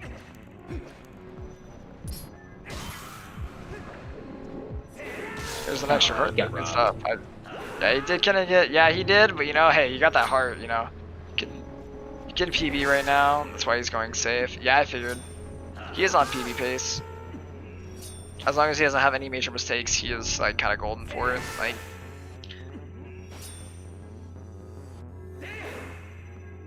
Do you know what his Zelda cycle is in PB cross or anything like that?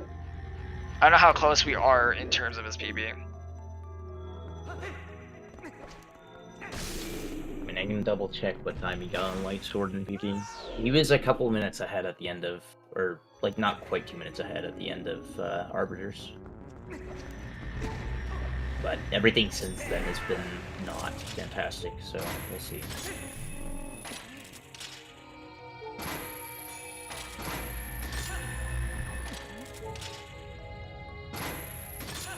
Let's see.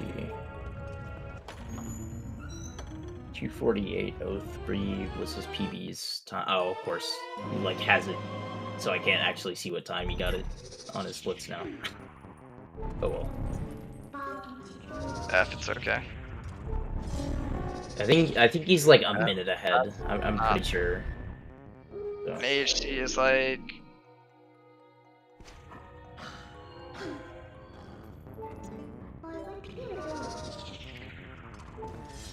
Yeah, with a, let's see, it's like 11:30 is pretty good, and then 5:30 is pretty good Zelda. That'd be like a 7 cycles. Yeah, 17 is about a 7 cycle Zelda with good execution after warping away from Palace. Oh no. Oh, right, he missed one of them. That is F. Yeah. I thought he killed that one. I thought I heard it get hit. I think he probably killed one of the birds instead.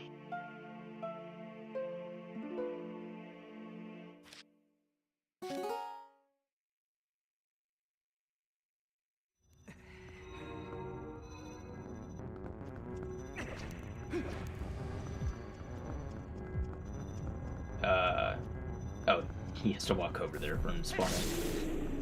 Nice. Alright, so it's a little over 7 minutes from here to the end of Palace if he executes everything correctly. Like 7 minutes and 10 seconds or something. I think. Maybe a little less than that. Anyways. So, looking at like yeah, this is like what a trying to do the math. Like a 3:16 best possible time, I think, still. So you can still PB. It'll still be a decent chunk ahead of his PB, yeah.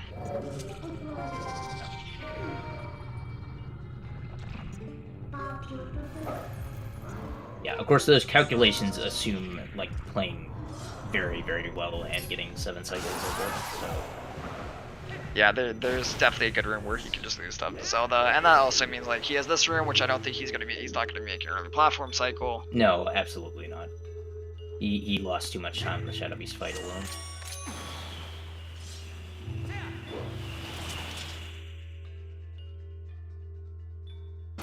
Hopefully he doesn't like still try to go for it, because he's definitely not gonna make it. Yeah, I think he's just slightly too late. Sadly. I think he's just going to vibe with going, like, not having to worry about it. He'll just... I went too early anyways. No, don't go for it. Don't do it. Don't do it. Yeah, definitely not. He's not. Alright. Just wanted to be sure. Sometimes people go for some that are, like, really far away from them. If he did the LJA onto the main platform, he probably actually, like, could have went for a B attack on it, like, at the top. I think he That's still would have crazy. just missed it, even if he had done like the LJ.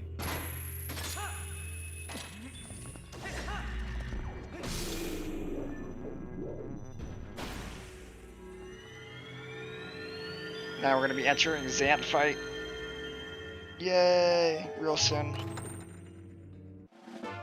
It's one of the cooler bosses we actually get the fight in the game, where he kind of takes us to. Ironically, he takes us to go on mines for a little bit. Somewhere we don't get to see in around. Yeah, he's the best boss in probably the series, in my opinion. It's good music too. It's definitely one of them. I'd rate him pretty high up there just for the fact that he's got so much of the game in him. Like, you have to use a lot of the items, you have to use a lot of.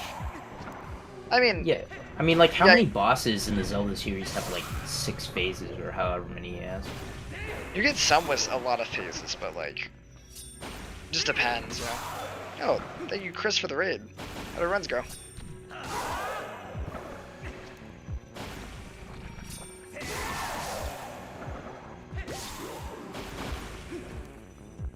I had people mention Colossus to me yesterday when I was streaming, and I like Colossus? said that Zant was the best boss, and I don't know, man. I don't see it. He's like decent, but it's a lot of waiting if you don't know the bomb strats, and it's just like Or Coloctus, is that the one from Ancient Basin? Or yeah, Ancient Sister. I think, oh yeah.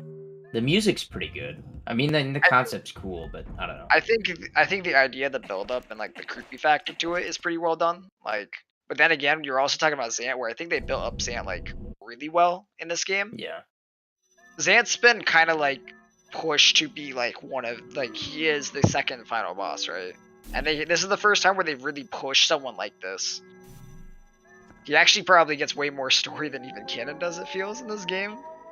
Like, you're dealing with Zant for most of it.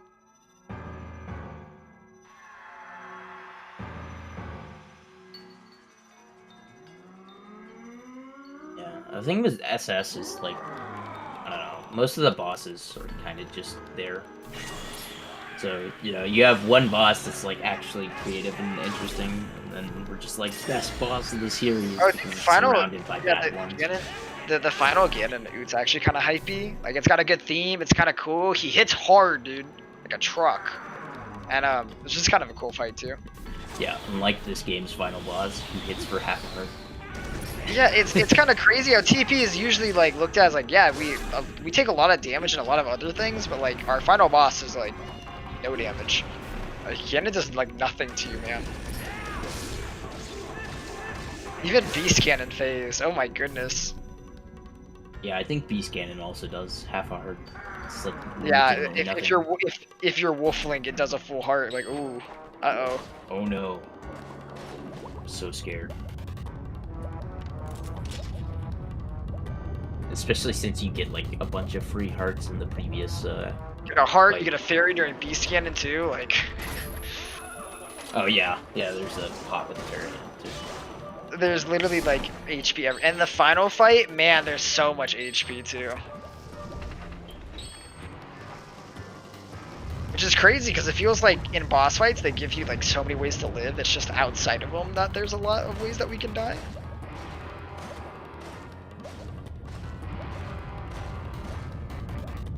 It's kind of crazy how many like guaranteed things, like a lot of even the jars outside of Zant, right? Like there's 2 jars in the like platform room. Like there's one in the platform room and then one when killing the Shadow Beast, right? And both of them have a fairy drop that isn't guaranteed.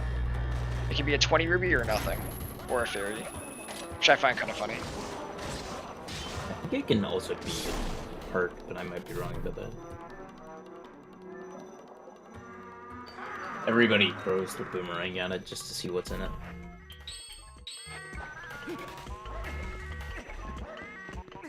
It's like a mystery box, you just gotta know. I'm not sure that... I think he messed up his phases there. F. Yeah, also didn't do the ball and chain strat. He's guaranteed to spawn in the middle, so... Yeah. That was... interesting. For the damage on the 2 phases there. I know in the final phase I saw someone do something super interesting, was like put on iron boots, jump attack, jump attack, jump attack. I was like, I did not know this even existed. that's interesting.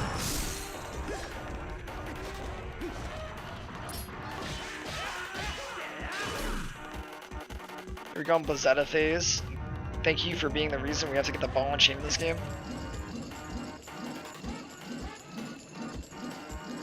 Yep, these are the only 2 required uses of the ball and chain in the entire game. Oh. Hey! Should get it. Yeah. Caught him. That's good.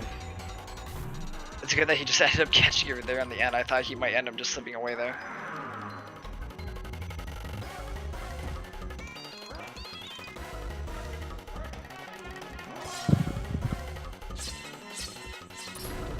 Oh no.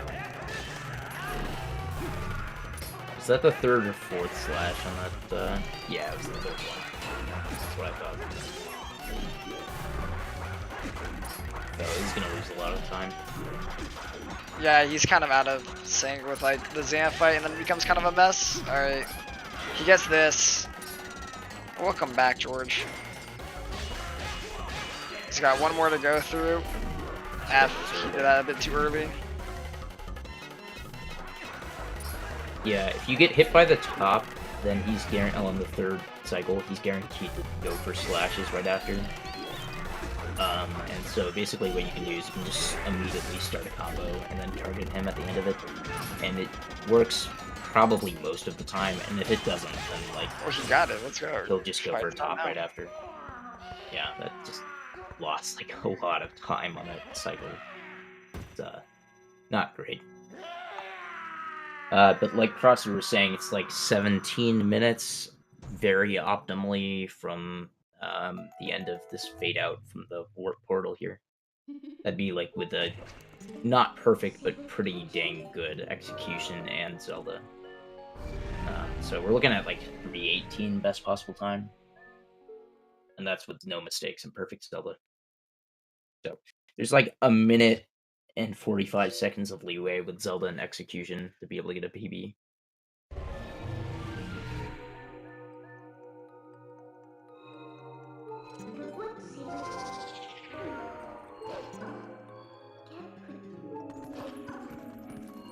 See if he verifies his run the final way. Getting the bonk right before the Minda cutscene.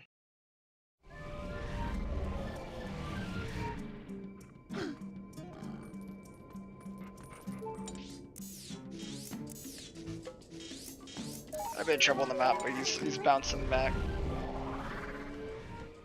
One last Meow Man LJ here.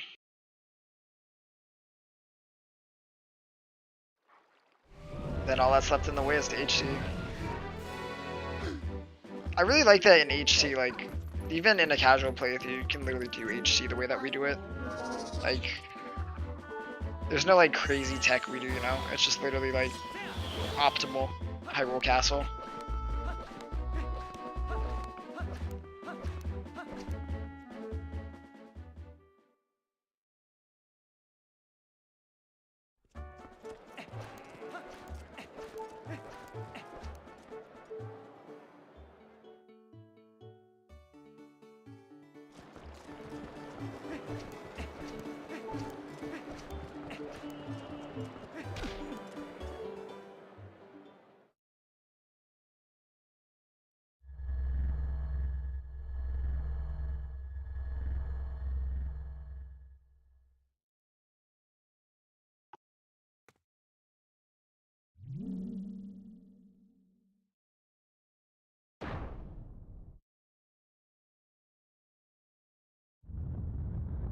Alright, squid in a cutscene time. Somebody say Squid 1, Squid 2, Squid 3, Squid 4. I declare a thumb war. As I said that. Somebody better type that in chat.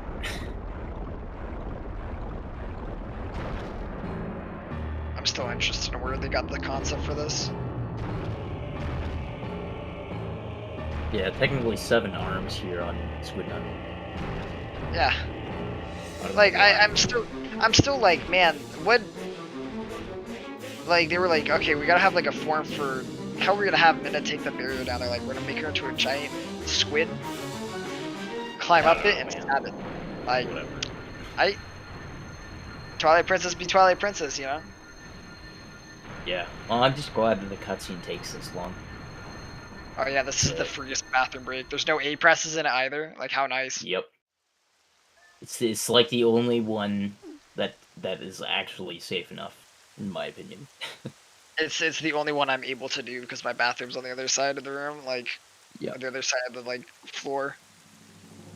Yeah, the Argarok cutscene's probably second best, but it's like not quite long enough for me to feel comfortable If with you it. could chain them both together, then it would be perfect because it would be another 2-minute one, right? But Yeah. since they're split into two long-ish ones.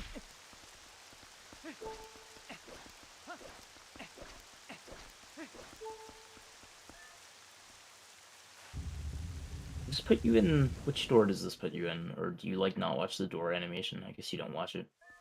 Yep. It's interesting. Yeah, most of the doors in Hyrule Castle, it doesn't actually matter which one you open. There's, Yeah, it like, just a puts you in, couple, but... Yeah. it just pretty much puts you in the other one, like when entering. Mm-hmm. Or I is mean, there's, wrong. like, literally 2 doors that actually matter that you open the right door.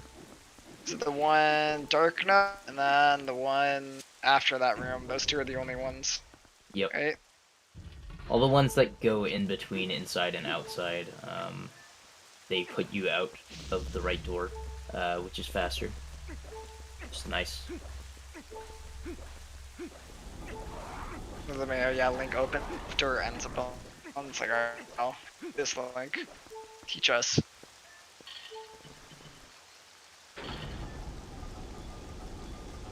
You know what I haven't seen people get? I haven't seen anyone get the roll where you get the beard down as KB comes down to. Oh my goodness! Yeah, you speak and it happens, right? Okay, well maybe you're seeing it on more of a delay than I am, but you said that like after she got the roll.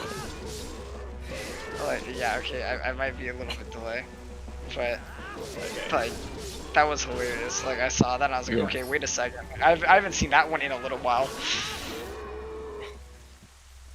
Yeah, it's not super easy to get.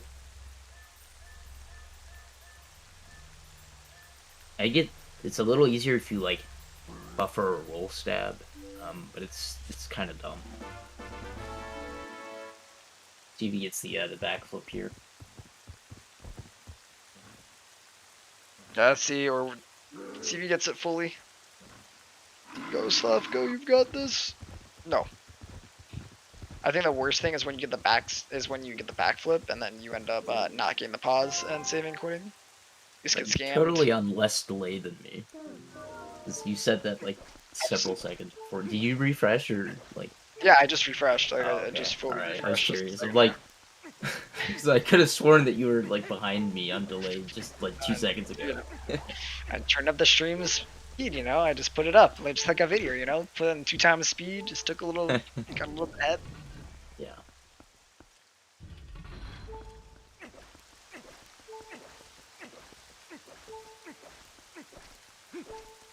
Yep. Okay, so we're gonna see Link enter through the left door. And he's gonna come out of the right door. Yeah, but how does he do it, man? This man's a magician.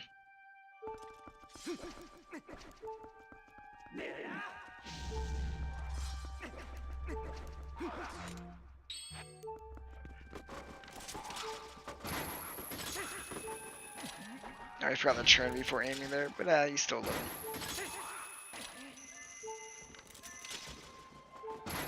This chandelier right here. Yeah, I rest my case. actually, it's a weirdly probably one of the harder aim spots that we have. It's just that one. Yep, it's very not fun. Alright, let's hope that he gets a good Dark Knight fight. Oh, I think he swung a little late there. Good.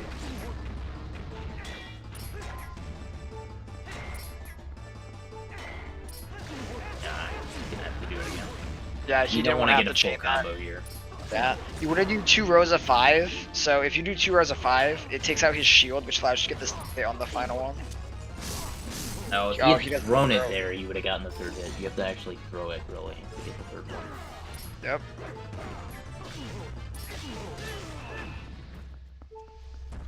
Oh, nice. He actually he's just taking the 1 HP. Instead of aiming the boomerang.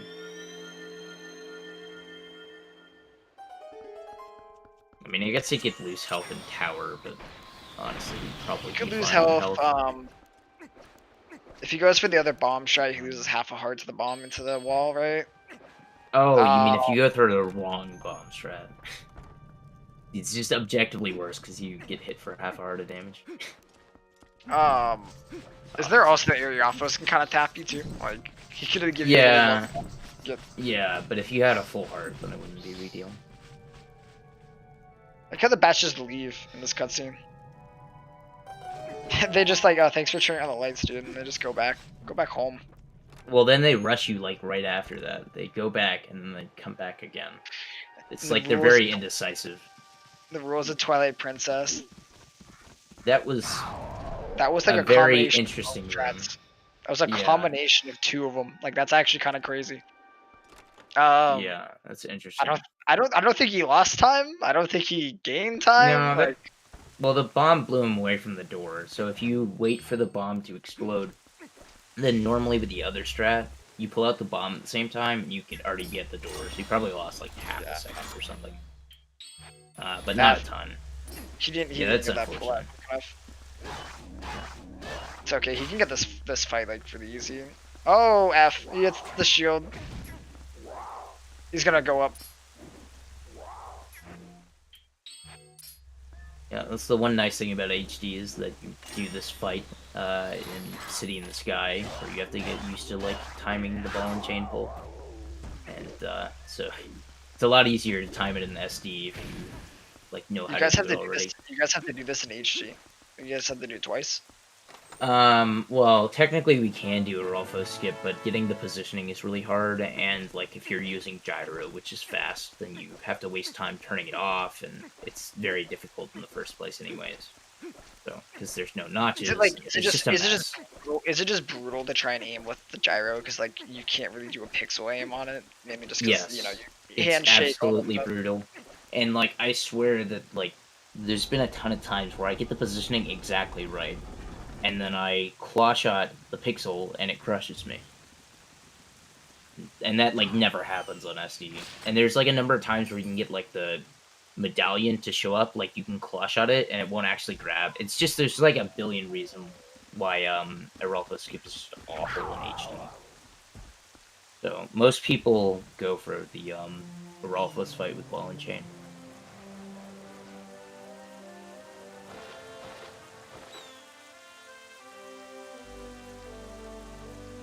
We've met only 2 of you.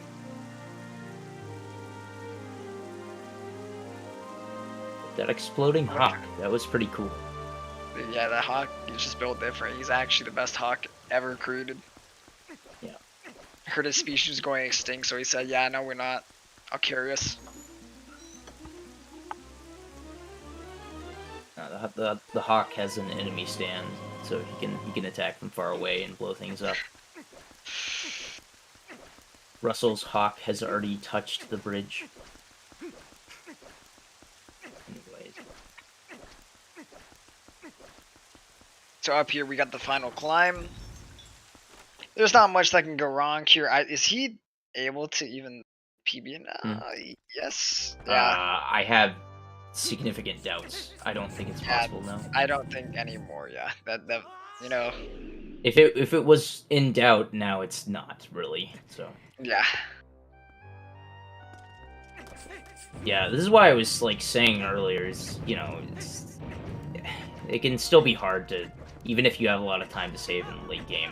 A lot of the reason that you still have a lot of time to save in the late game is because, well, you just haven't practiced late game a ton. So, I don't know. I find it a little glib when people are like, oh, well, it's like this guy's ahead at Morpheal with greater than a 305. He's like 99% chance gonna PB. Kind of ridiculous. Whatever. Like, no matter what skill level, you're at, that's pretty respectable, you know. Let's see if he gets it. Ah, almost. F doesn't. He clanked. He had wrong timing on the A press. It's unfortunate. That gets this consistently somehow. I don't like this. He's a mad lad. Well, he's practiced a ton, so... He has, legitimately, I think he's always went for it, and so that's probably the reason why he gets it so often. He's practiced it, he's put time into it, and he always goes for it, so... Like...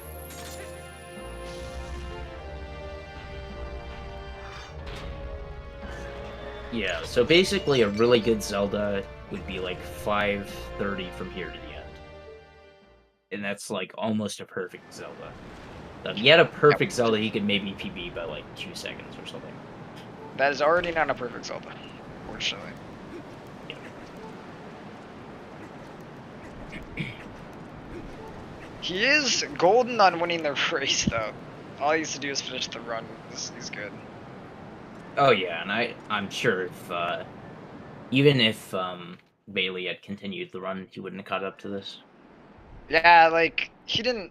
Sloth had mistakes in like Palace, right, and like movement things all throughout, but it's not like he really like choked something crazy. Right? Bailey was like 15 minutes behind his PB, Yeah, which is going to be basically the same time that Sloth gets. That Sloth is getting right now. Yeah.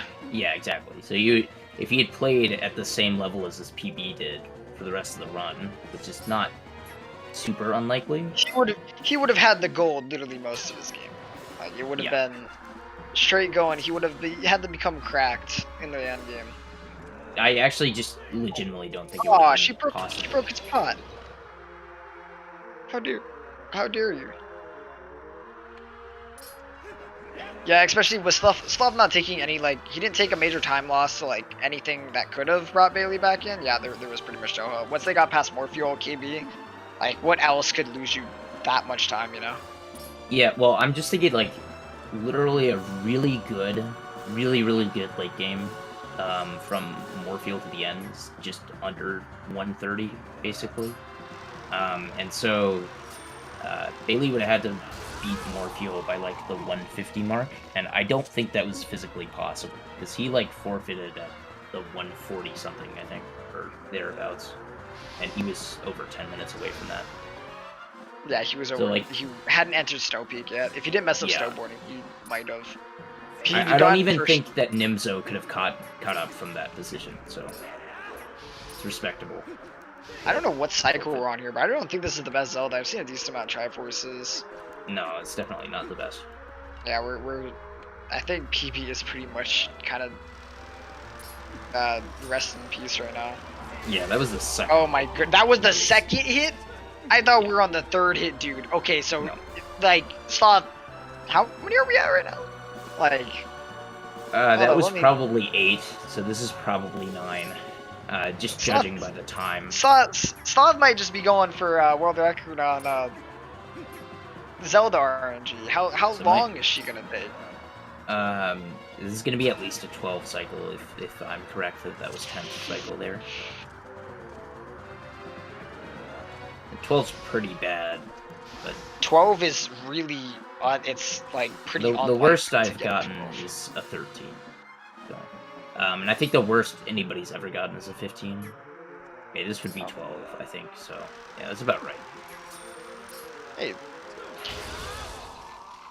F for the PB, but well, it wasn't gonna happen anyways. So. Yeah, it wasn't, but definitely Zelda. She was like, "Yeah, we're not even gonna be close to it now. Like, let's put it pretty far." Also, you didn't split. Sad. I like how it splits us 15 cycle. Yeah. Keatons, do you do the side hop strat there, or do you do the just stand in front of them and throw it up the ball and chain? I've done side hop. I think in my current PB I have side hop method, but like sometimes like I mess up the side hop. So like, isn't it pretty safe to just go for the insta throw? Like. Yeah, I mean it's pretty safe to just wait a little bit and then like kind of angle towards it and throw rather than doing the side hop. The side hop's nice, especially on SD because you have notches. So. Yeah, you can definitely like. I need to kind of like look at how does he just up notch the ball and chain throw after. I can get the side hop fine, like that part's fine. It's just like the ball and chain making sure you get it, you know. Yeah, you just hold into your upright notch and then throw. Like after the side. 12, ouch. Yeah, 12 is literally pretty ouch. F. He gets run over by. Well, I mean, at least he's done this fight good. He's He's gonna come out. Oh, F. Okay. Sloth, you got only so much. Okay, good. I was like, he's only got 2 more tries at this, so hopefully he gets didn't it. practice his goat wrestling, so he wasn't prepared for the final boss. And I think what ended up happening is he ran up trying to like get close to him before doing it, and then didn't get the press, and then it... Well, I think he was moving was the problem. You like kind of want to stand still to initiate the A press there. Yeah, it's, I know for some people they'll like run up closer to the portal to try and make sure that they're closer to him, so they don't have to wait for it to run right. And since he was moving there, it just makes it so that he can't get the press. Yeah, I mean you can be close to him, but you have to not be moving whenever you press A. At least I'm pretty sure on that. He's going for a different... He's not going for like the standardized setup there. Alright. Go. 1.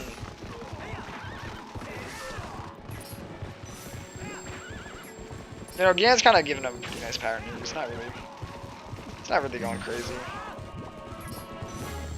He's okay. I was about to say if it takes a little bit, he might go for a big churn there, but he gets it. All right, is Sloth good at jump spins? I'm gonna predict a time. I mean, I don't know. Depends. We're gonna like, say he gets all three jump spins perfectly. I almost said all 3 slots. all 3 jump spins slots. Perfectly, and All he's 3 gonna jump get slots. a 3:21.15. He's gotta get a little. He's gotta get a little GIF emote of like a sloth jumping up and doing a spin. Yes, sloth spins. Sloth spins. Let's go. It's an alliteration. It works.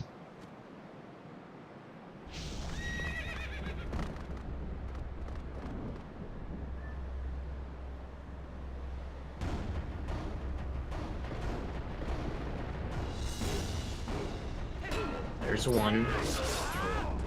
Spoilers, Sloth. Soft, you ended the run. I thought you would have soft. You missed one. My time is gonna be slightly off. He's gonna Also, go a little bit slipped. Slowly equipping stuff. Okay. He's putting out everything. Lantern. Taking all the taps. Alright. He wants some fun. 10 seconds there. He just wants some fireworks, okay? He's got nothing to lose.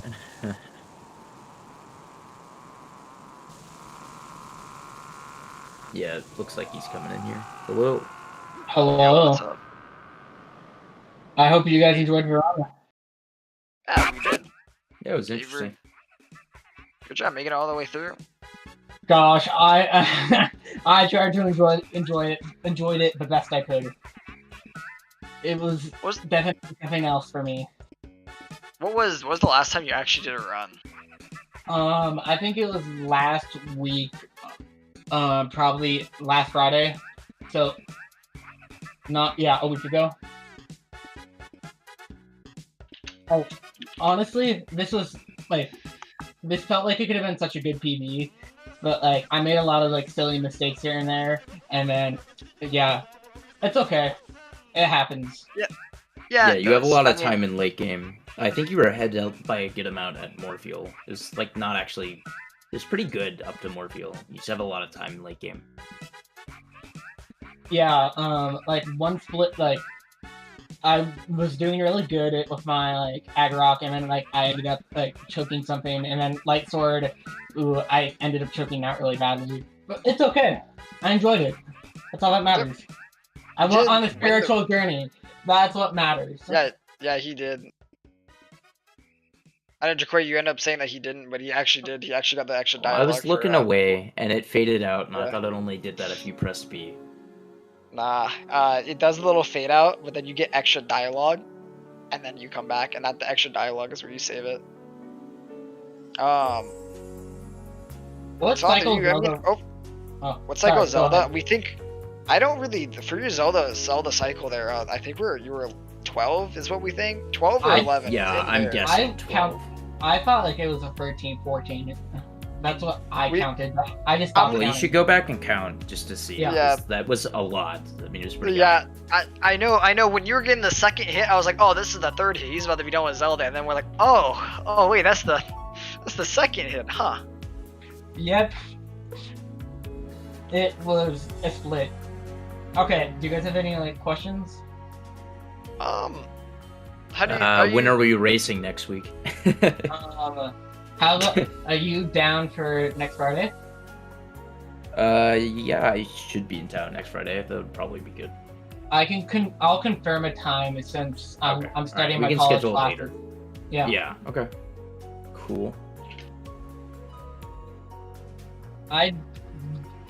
This is a new set of splits for me because I was just trying to like do what Zach was doing, just like start with Boomerang, don't have to worry about like Bo, Hugo, Jamal just tilting me.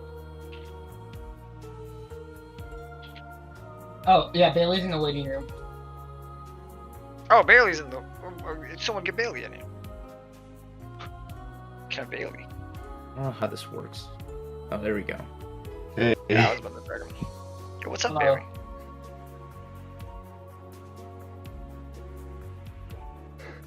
What's going on, guys? Nothing much. How are you feeling, Bailey? I'm doing all right. I don't know. I'm pretty mad at myself for not being able to perform. I was looking forward to having a pretty close race with Sloth, but Hey, sometimes early game just takes its toll on you, know? Did. And it seemed like that early game kicked you on the ground and kind of like left you there. yeah, it did for sure. 10 minutes on Rippy Roll, you know. Yeah, that was rough. If you don't mind me asking, what was your like issue with Rippy Roll? What I did honestly, I'm not particularly sure. Because It was multiple it was just things. I do my normal. So I know like there were a few attempts where I didn't aim high enough. There were a few attempts where it wasn't fast enough, and then there were like 2 attempts where I didn't grab on the ledge because of like inputs or something like that. So it was mainly just random mistakes that I literally haven't made on that trick in probably like 2 months. Yeah, I think I saw a couple times where you were like not in the right position either. Yeah, So it's just a lot of things. there's a lot for sure. Yeah. And then once the 3 void outs in Snow Peak, I couldn't anymore. I had to preserve my dignity. Yeah. Yeah, I think you like after the void out spin, that just seemed rough. I was like, oh man. I'm guessing partially for Ruby Roll too. It was just like tilt, shaking. Like after you missed it a couple times, like man, I don't want to lose more time. Then your aim just gets so much worse. Like it just gets harder to do it. Period. I think to be honest, once I like failed EMS like 3 times or like 2 times, I started getting pretty tilted because I was just like really worried. I was like, I really have to catch up. So I think it just kind of impacted how I was playing. Yeah. I mean, definitely like after just missing Hugo once isn't that bad, right? And so like you recovered it pretty well. This was the first time that I failed Pillar Clip in probably like 3-4 months. Like I was like, hey, if I mess this up, I don't have a backup anymore. And then just because I was thinking that, I ended up messing it up. Yeah, that sucked. Just how it is. It was so close too. If you had pressed Z like a frame earlier, you would have been just fine. Races love to do that, man. I think what was funny too was Bailey. Was that the one thing you did get first try? Was Pillar Clip? That was the only thing I got first try. Yeah. Slav, don't worry, he got it for you. He's like, don't worry. Yeah, Keep I going. made we up did for it you. together.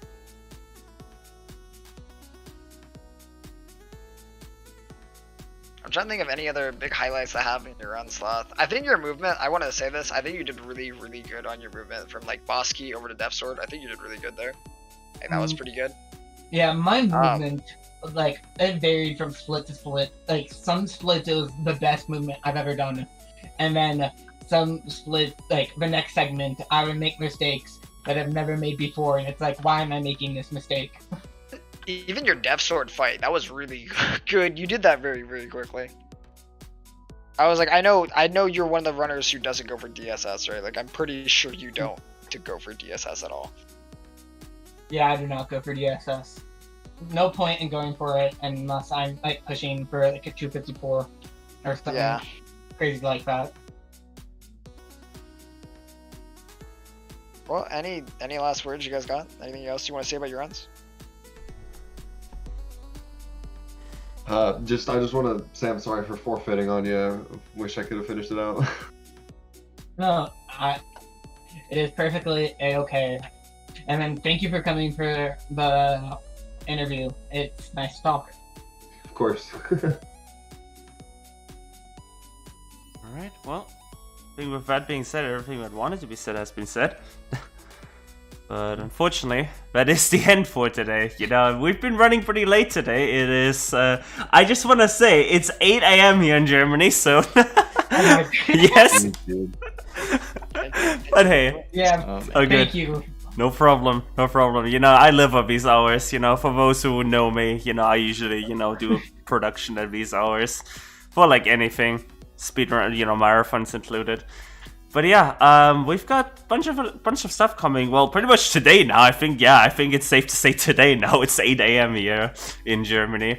So Friday, we got the Freaky Friday race for OTL later coming up at 8:30 p.m. Eastern time. So pretty much in like, let me just calculate. But I think like 13 hours or so.